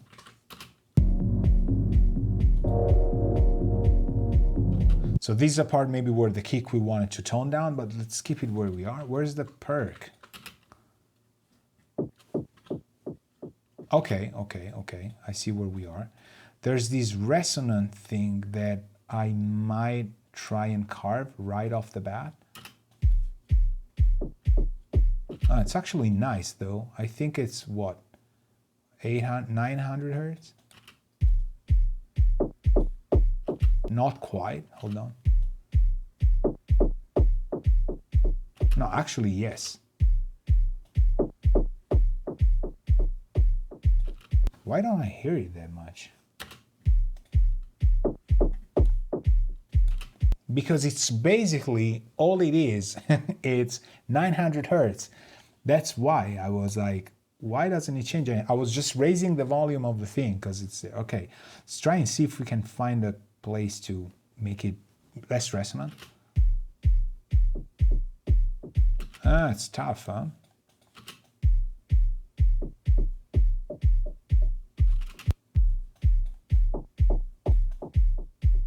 Okay, these I want to add to kind of just not have it that much, but just to hint at our hearing. So the lawyers, Mike says, the lawyers are now informing me you wrote the song. History is getting rewritten, yeah. All right, so there's really nothing there. I've just cranked the highs for no reason. Sometimes you do it and that's a big mistake because maybe later on the track changes, has a little bit more highs, and then you find like, what is this sound? Where is it coming from? Same deal, you know what? We're gonna do reverence right after everything this time, maybe before the EQ, like if it was recorded like this. Okay, not bad. Tweaking the wrong thing. We got a really mojo-y. That's why you don't need to use 100 millions of reverbs. Once you got the thing that has the style.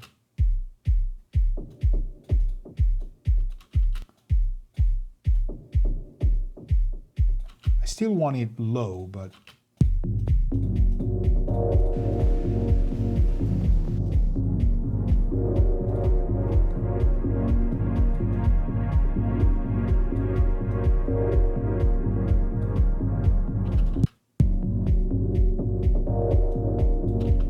okay, maybe microphone.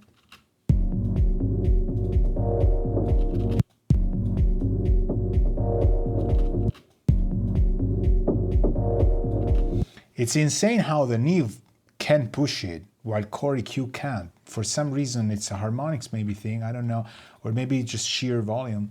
It does it. However, it's not really doing what I want. Maybe the filter will help. Yeah, you know what? It sounds fine, but we need to compress this again and again and again. It's the key word today. It needs to pillow more. I would use a delay here as well, like to intensify it, but let's try and do it with like old school compression.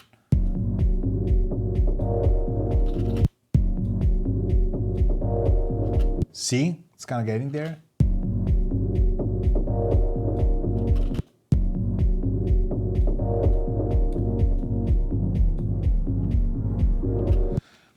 You know what? Also, a panner would work. Auto pan.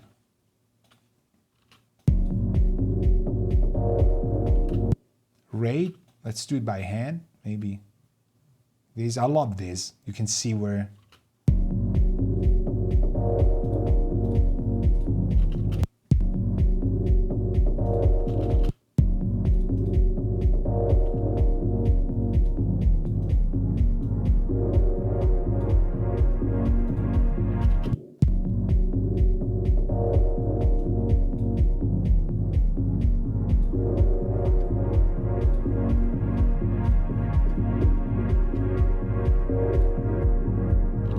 All right, you hear how now the kick is really up there now that we recarved some of the stuff that was pushing too much. Okay, I still like this. I think it's something I'm gonna do with effects, or maybe with Bourier, or maybe it's mesh. Why not? I have no idea whether or not this is gonna work. Mesh is quite simple.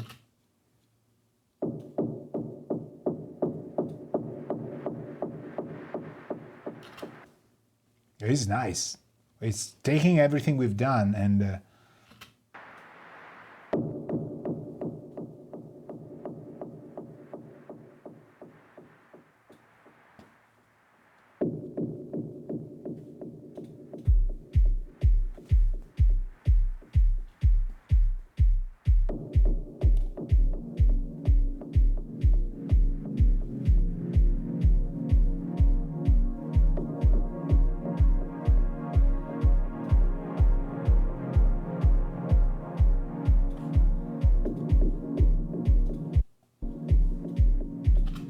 I got it. I like where it is. It does not have to be pushed down, but that was cool, huh?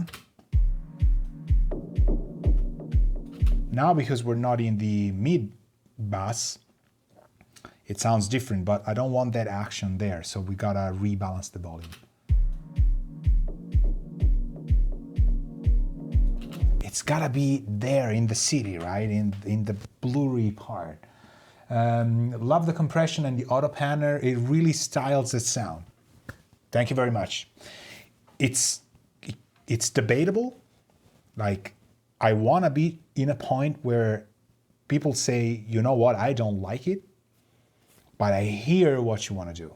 And this is not in Mike's song, because Mike wrote it. I didn't.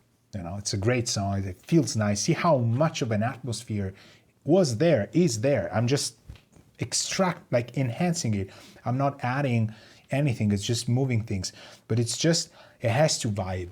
It has to have a vibe. People don't care for how right the fantastic snare, elusive Holy Grail snare sound that all memes say, like people are trying to get the best snare sound for years. It doesn't exist. It doesn't make any sense. I know I'm beating a dead horse because we know it. has to have a sound. It has to have a sound. It has to feel like this is the story you have. People sit down and hear you play and improvise, whether it's jazz, whether it's electronic stuff, because you feel a story. You gotta hit them, musically, with the story, with the feel, with the strong traits. They don't want to hear all the, I thought you would like it this way. Don't do stuff I thought you would like it this way. I know who you are. I made it so you're gonna like it. Cook the way you want to cook it. People are gonna say, I don't like this, but wow, this is really good. Like, wow, I can feel the recipe is real, right? It's the same thing. So now that I brushed my silvers, thank you very much, I gotta say something important as well. See how without every track on, with different combinations of the track, it floats and it flies?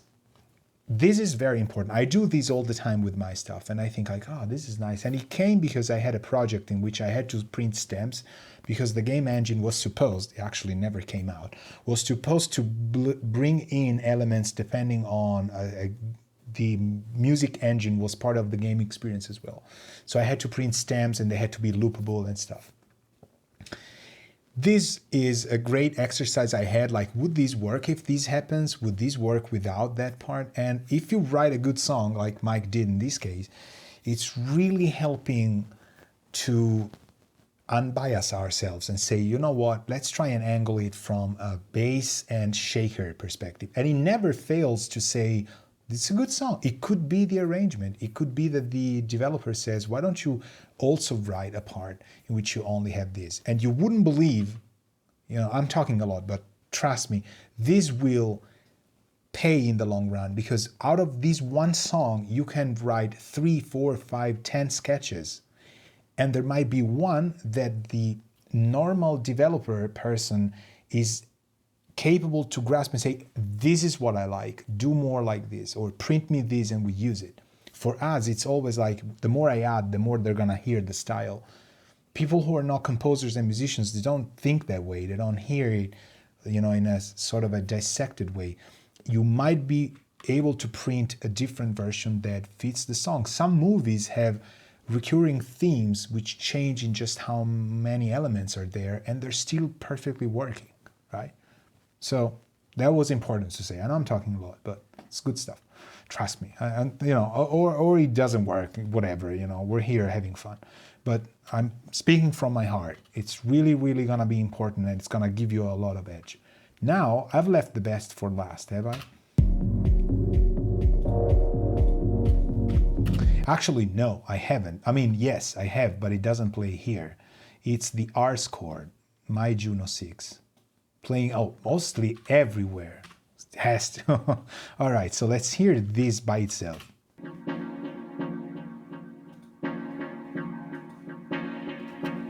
Keys are 600 hertz-ish, which Neve obviously didn't put, API didn't either, but it's in that range, so.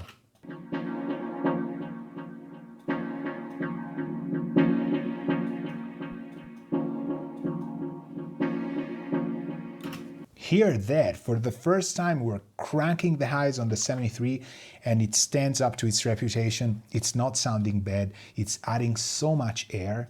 I like this.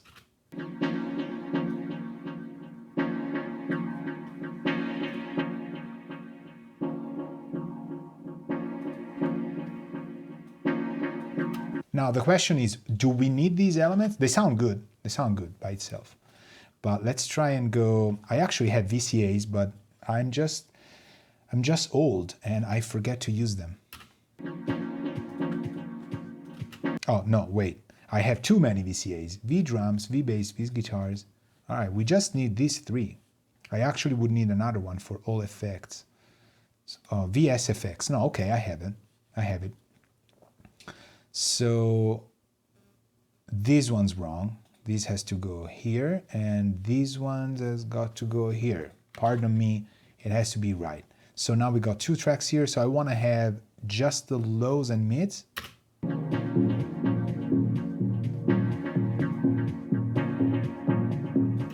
See, for example, with the other stuff, needs to be dark, not bright. So I don't know. I already like, let me try with the high frequencies.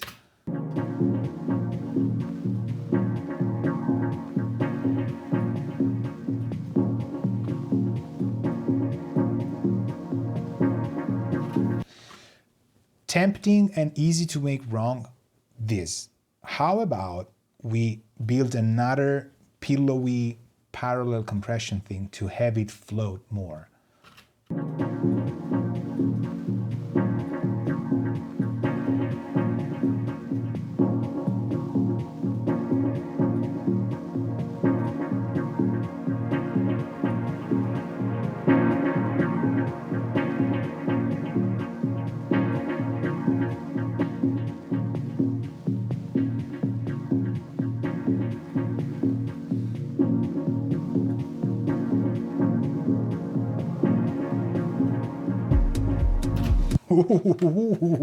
That was, I wasn't expecting that.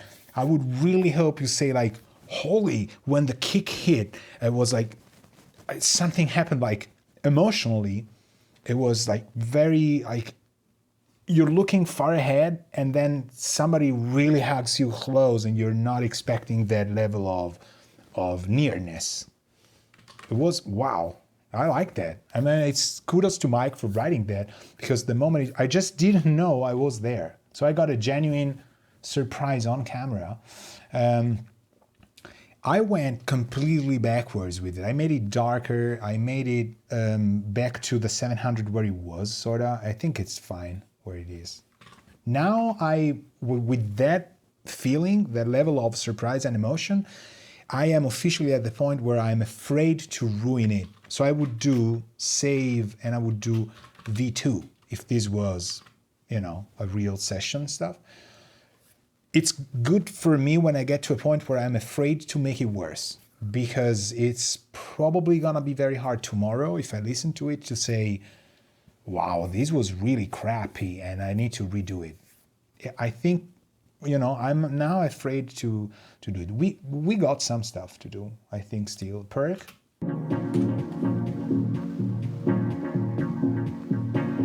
Okay, I see what that is. We could play with the automation here, maybe, and not have the high kick. Let me try and do, I don't know. It could even be cut, honestly. You know, if I knew how to do it, of course. Probably yes. I would cut this and make the lower parts even lower, if that makes sense.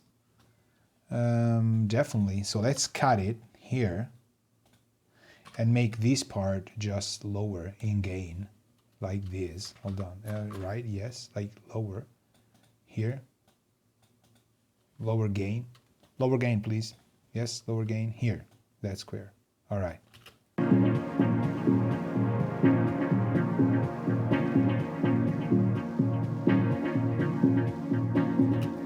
Sounds good. What I would do is actually I would automate it. Okay, so Mike says, this is interesting. My concern would be that chord 2 and 3, which is a copy of 2 but different, plus Rs chord with no top end, you got not enough clarity. Okay, awesome. Good. Mike says, it might happen that the Rs chord plus chord 2 and 3, which have been born from copies of themselves, would not have enough highs, right? So the good thing is we might have lost perspective on what needs to be high and low or whatever. So what I usually do is, because of tonal control, let me see where we are.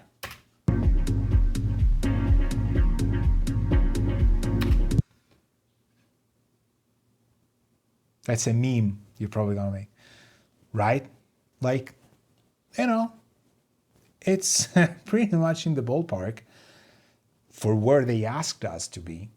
And so having somebody who says like, this is where I want it, makes it like, I don't care, you know, it's bright enough, but the lows that I see higher there, I wouldn't worry about. I know you've asked me oftentimes, Mike especially, like, I don't know how to use tonal balance control. This shows me it's okay. I don't need to, just because the low mids aren't there, you actually would see the lows explode if we were really far. So the fact that we're silver lining the top part doesn't matter. It's okay. No problemos. Just wrong to say. So the question is like, I think we're there, but he might say like, well, are the chord 1 and 2 are not playing? And he would be right. So we go here. And okay, this part clearly has 2, 3, and R chord. So maybe here we're overboard. Okay, Mike also says, for future audience, I have, he says, a well-established habit of too much high-end. That's where something like tonal balance control can help, absolutely. So, but this is the part where all 3 are playing. So maybe we have too much now.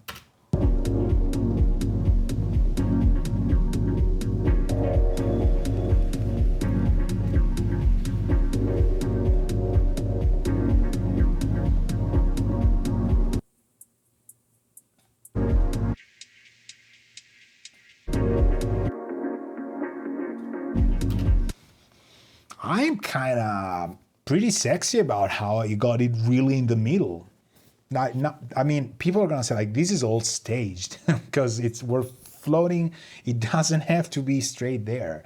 But for me, being the low mids and high mids, this is really, really good because low mids and high mids, everybody's gonna hear.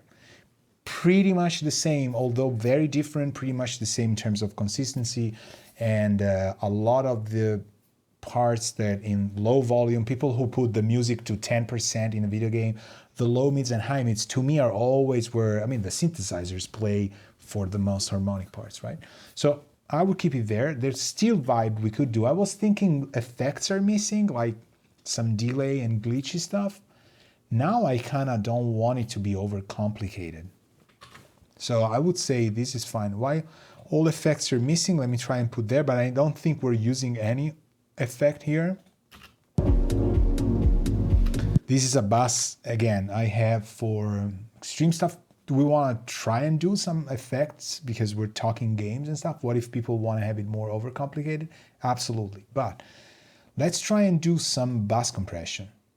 The first thing I would do is place the 73 here first, maybe, and we engage master bus. And let me try and just go bypass and engage.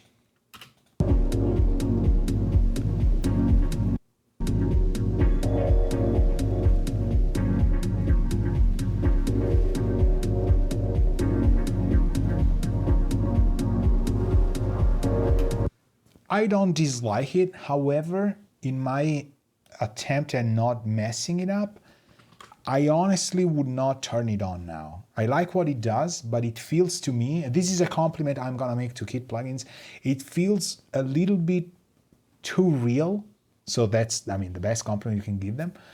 This genre, I wouldn't pass through a console. It feels like I'm using too much analog gear. I can't believe I'm saying this without getting paid. I want my Ferrari.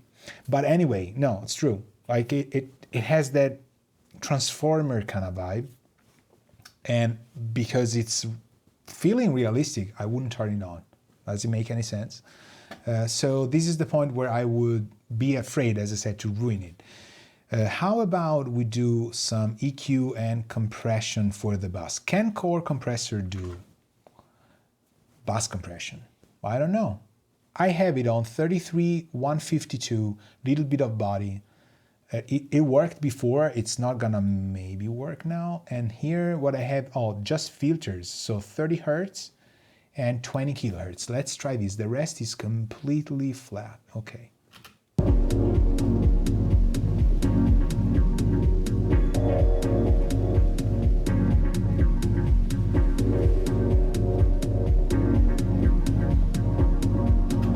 This one sounds good to me.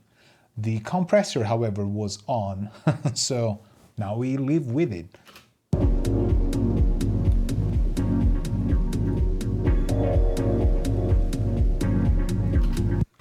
Absolutely, I love this. Let me try and find something even more mojo-y. We have plan A in case we, or plan B in case we mess it up.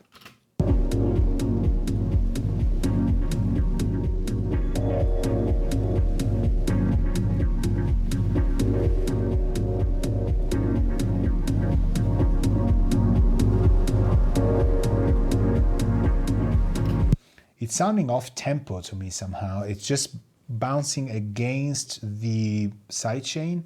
I'm gonna go back to B. You don't know how many times I've pressed the arrow to go to B instead of, so it's actually erasing what I wanted. Be careful.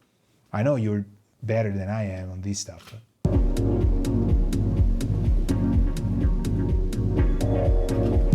It's pushing it to us, right?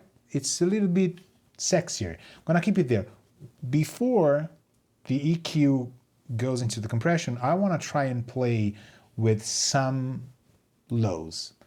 So actually lows. I know we're going past what tonal balance control has. I'm keeping it on. I usually would have it off. Let me try and see if we can rebalance stuff a little bit. I'm thinking 220 is the thing. Let's try this. Saturation, maybe not even saturating, like clean, but the curve of it, right?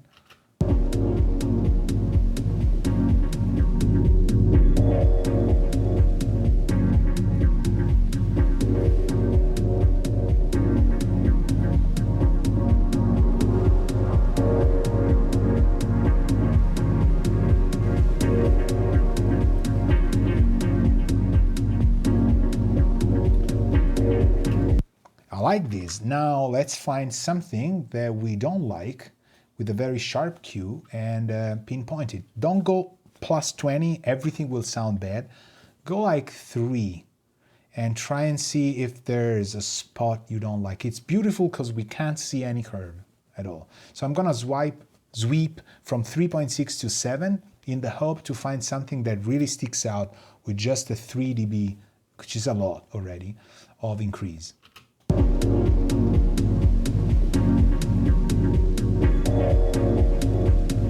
Fun enough, I don't hear that much. It's a very tight cue. Let me try this. Actually, no, the opposite. I need something very tight.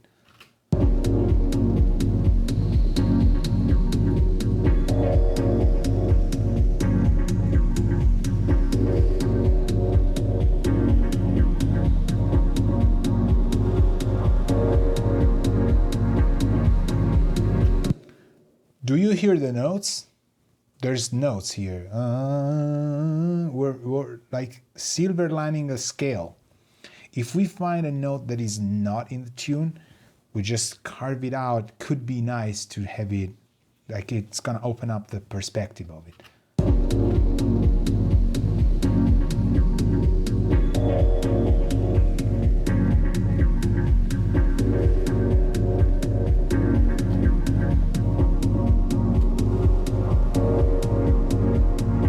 So 1.62, probably we can do this. Let me see, 1.62, flat there, minus 5.6. Should sound the same because they're the same bands, but then we can find a different one, which could be 3.24, 3240.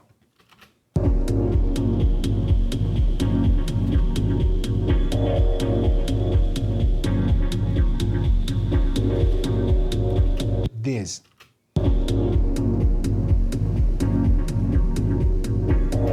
Now the real game, we go bypass and engage, we try and feel if there's an actual change in perception. Like, is it easier to understand?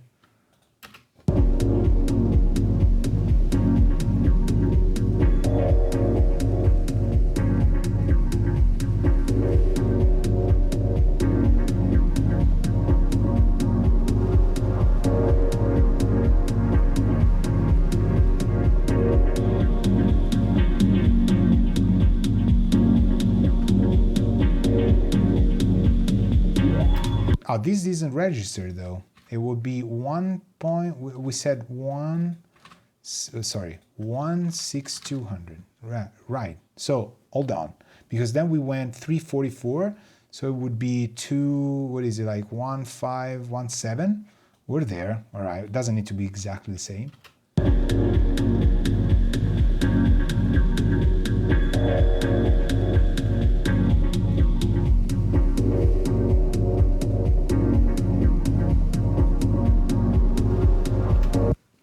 Well, if you push it, you can hear it afterwards, right? I think it's okay. It's very, very sharp.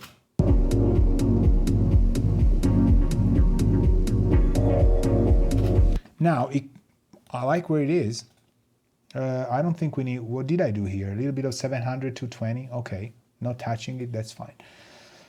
There's something else I wanted to do. Maybe the effects, some bus for the reverbs.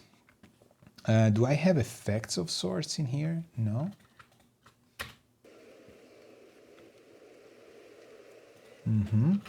Okay, this could be tamed, like molded.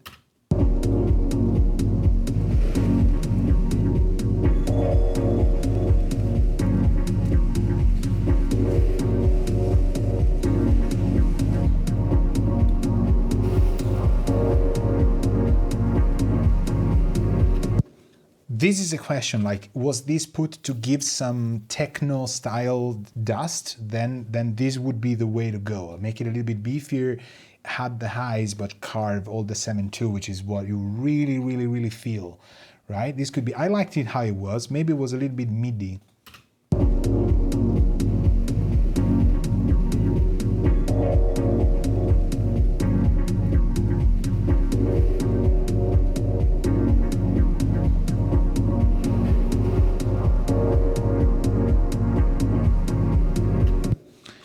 Gotta be careful, because again, this is where you lose it. You know, you maybe want to change it for the better. For what? You know, I liked it how it was before.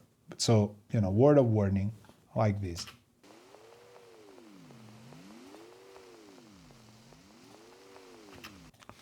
I'm gonna keep these where they are, but we're gonna play with the effects. We're gonna write 2 effects. Let me see where the effects channel are in here. We're gonna do just 2 effects, okay? We don't load anything in. And we do mono, maybe? No, stereo? I don't know. I have no idea yet. And then we go all effects, or mix, just there. Who cares? For now, create inside folder. We call it effects. 2 of them, add. All right. Effects 1 and effects 2. And I want to have a sort of a glitchier delay of sorts. So something that compresses the sound, delays it and crashes it, and then puts it somewhere. So, all right, softness, thank you very much. So, you know, you can catch up on the rest that's recorded. I'm going to do this and then wrap it up, and then it's done. So Mike also says it's a genre thing, so there's a bed of white noise. Absolutely. So let's try and design this with effects 1, so that we have something that floats around here. So I want to use Bourier, for example, that crashes it a lot. And then maybe a delay, and then we can close this guy. And then a beat crusher, I don't know.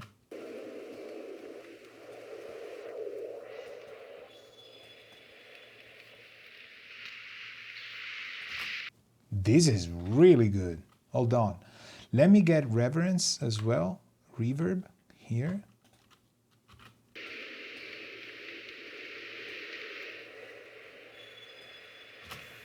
Wow. I mean, reverence is insane. I love the impulses that it has.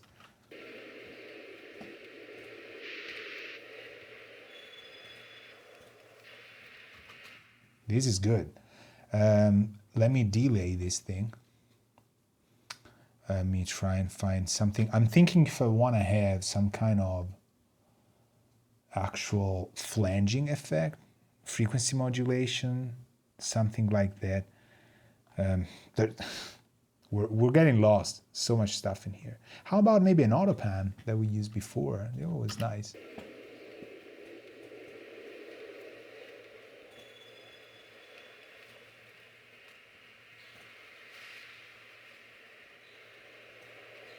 Right.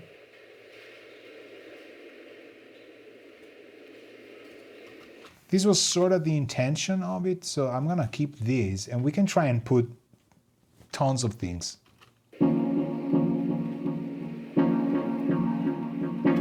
See how it's defining itself now.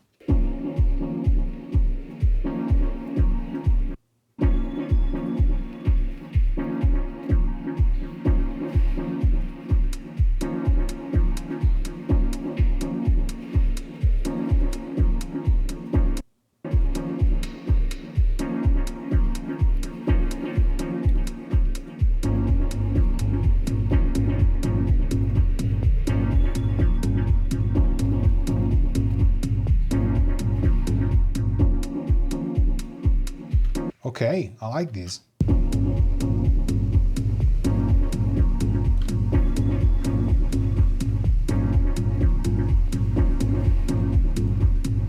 I'm trying to do stuff without knowing the shortcuts. The second one I want to do is more of, again, some sort of, maybe this one's quite good.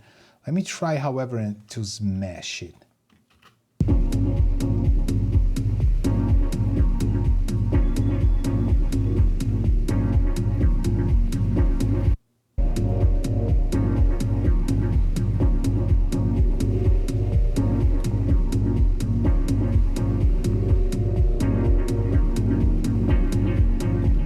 Nice. This is exactly what I wanted, like something that pillows things without too much. So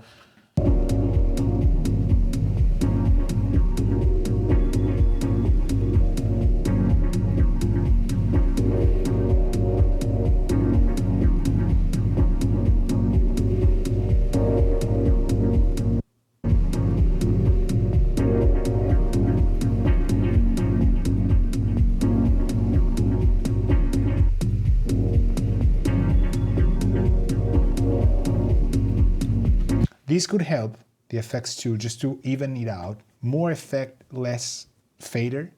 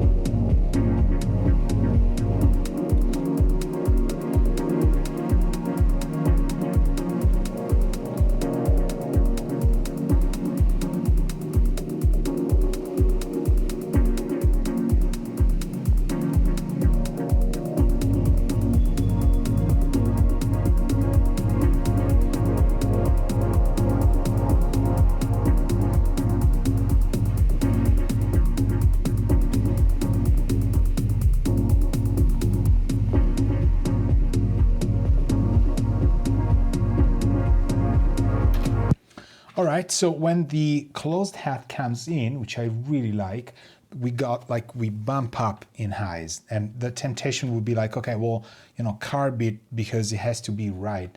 I actually don't think we need to. It didn't feel out of place, but I want to try and see if I go lower in volume, more with effects. We got these effects too with the smasher that just adds average without bringing up the tones too much.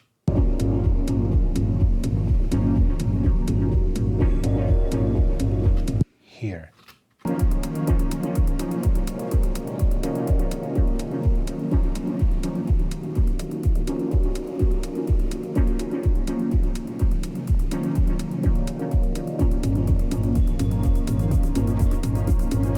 Yes, it worked, because we moved from having a lot of peak transient energy to a lower peak energy but a higher average, because Smasher, this I really like. I didn't even know it came out because I'm not too up to date with things.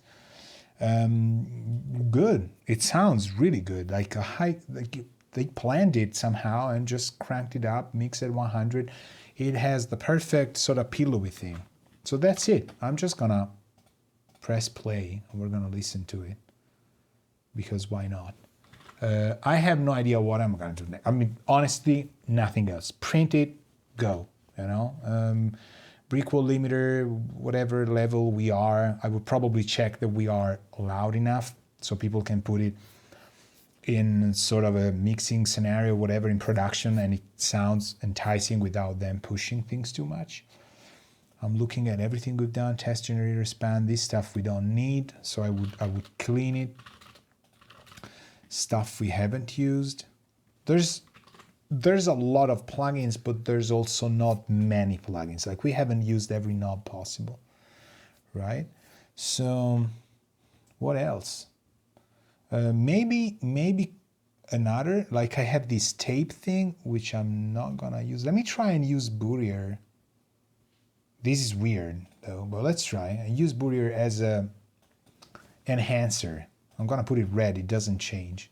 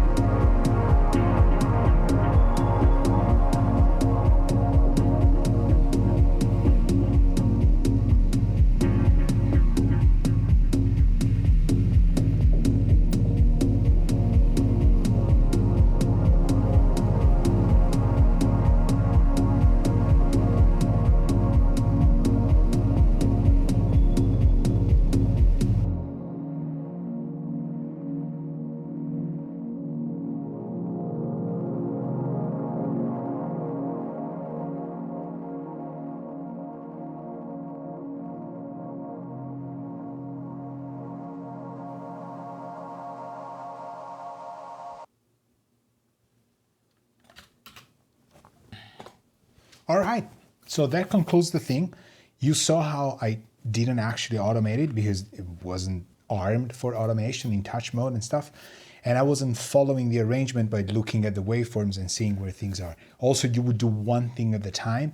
The concept of it is that really make it come out alive, right? It just gave it movement. Sometimes I went overboard, you would just redo it, but the feeling is there. It just feels better. It feels more alive, bringing in some of the effects and stuff.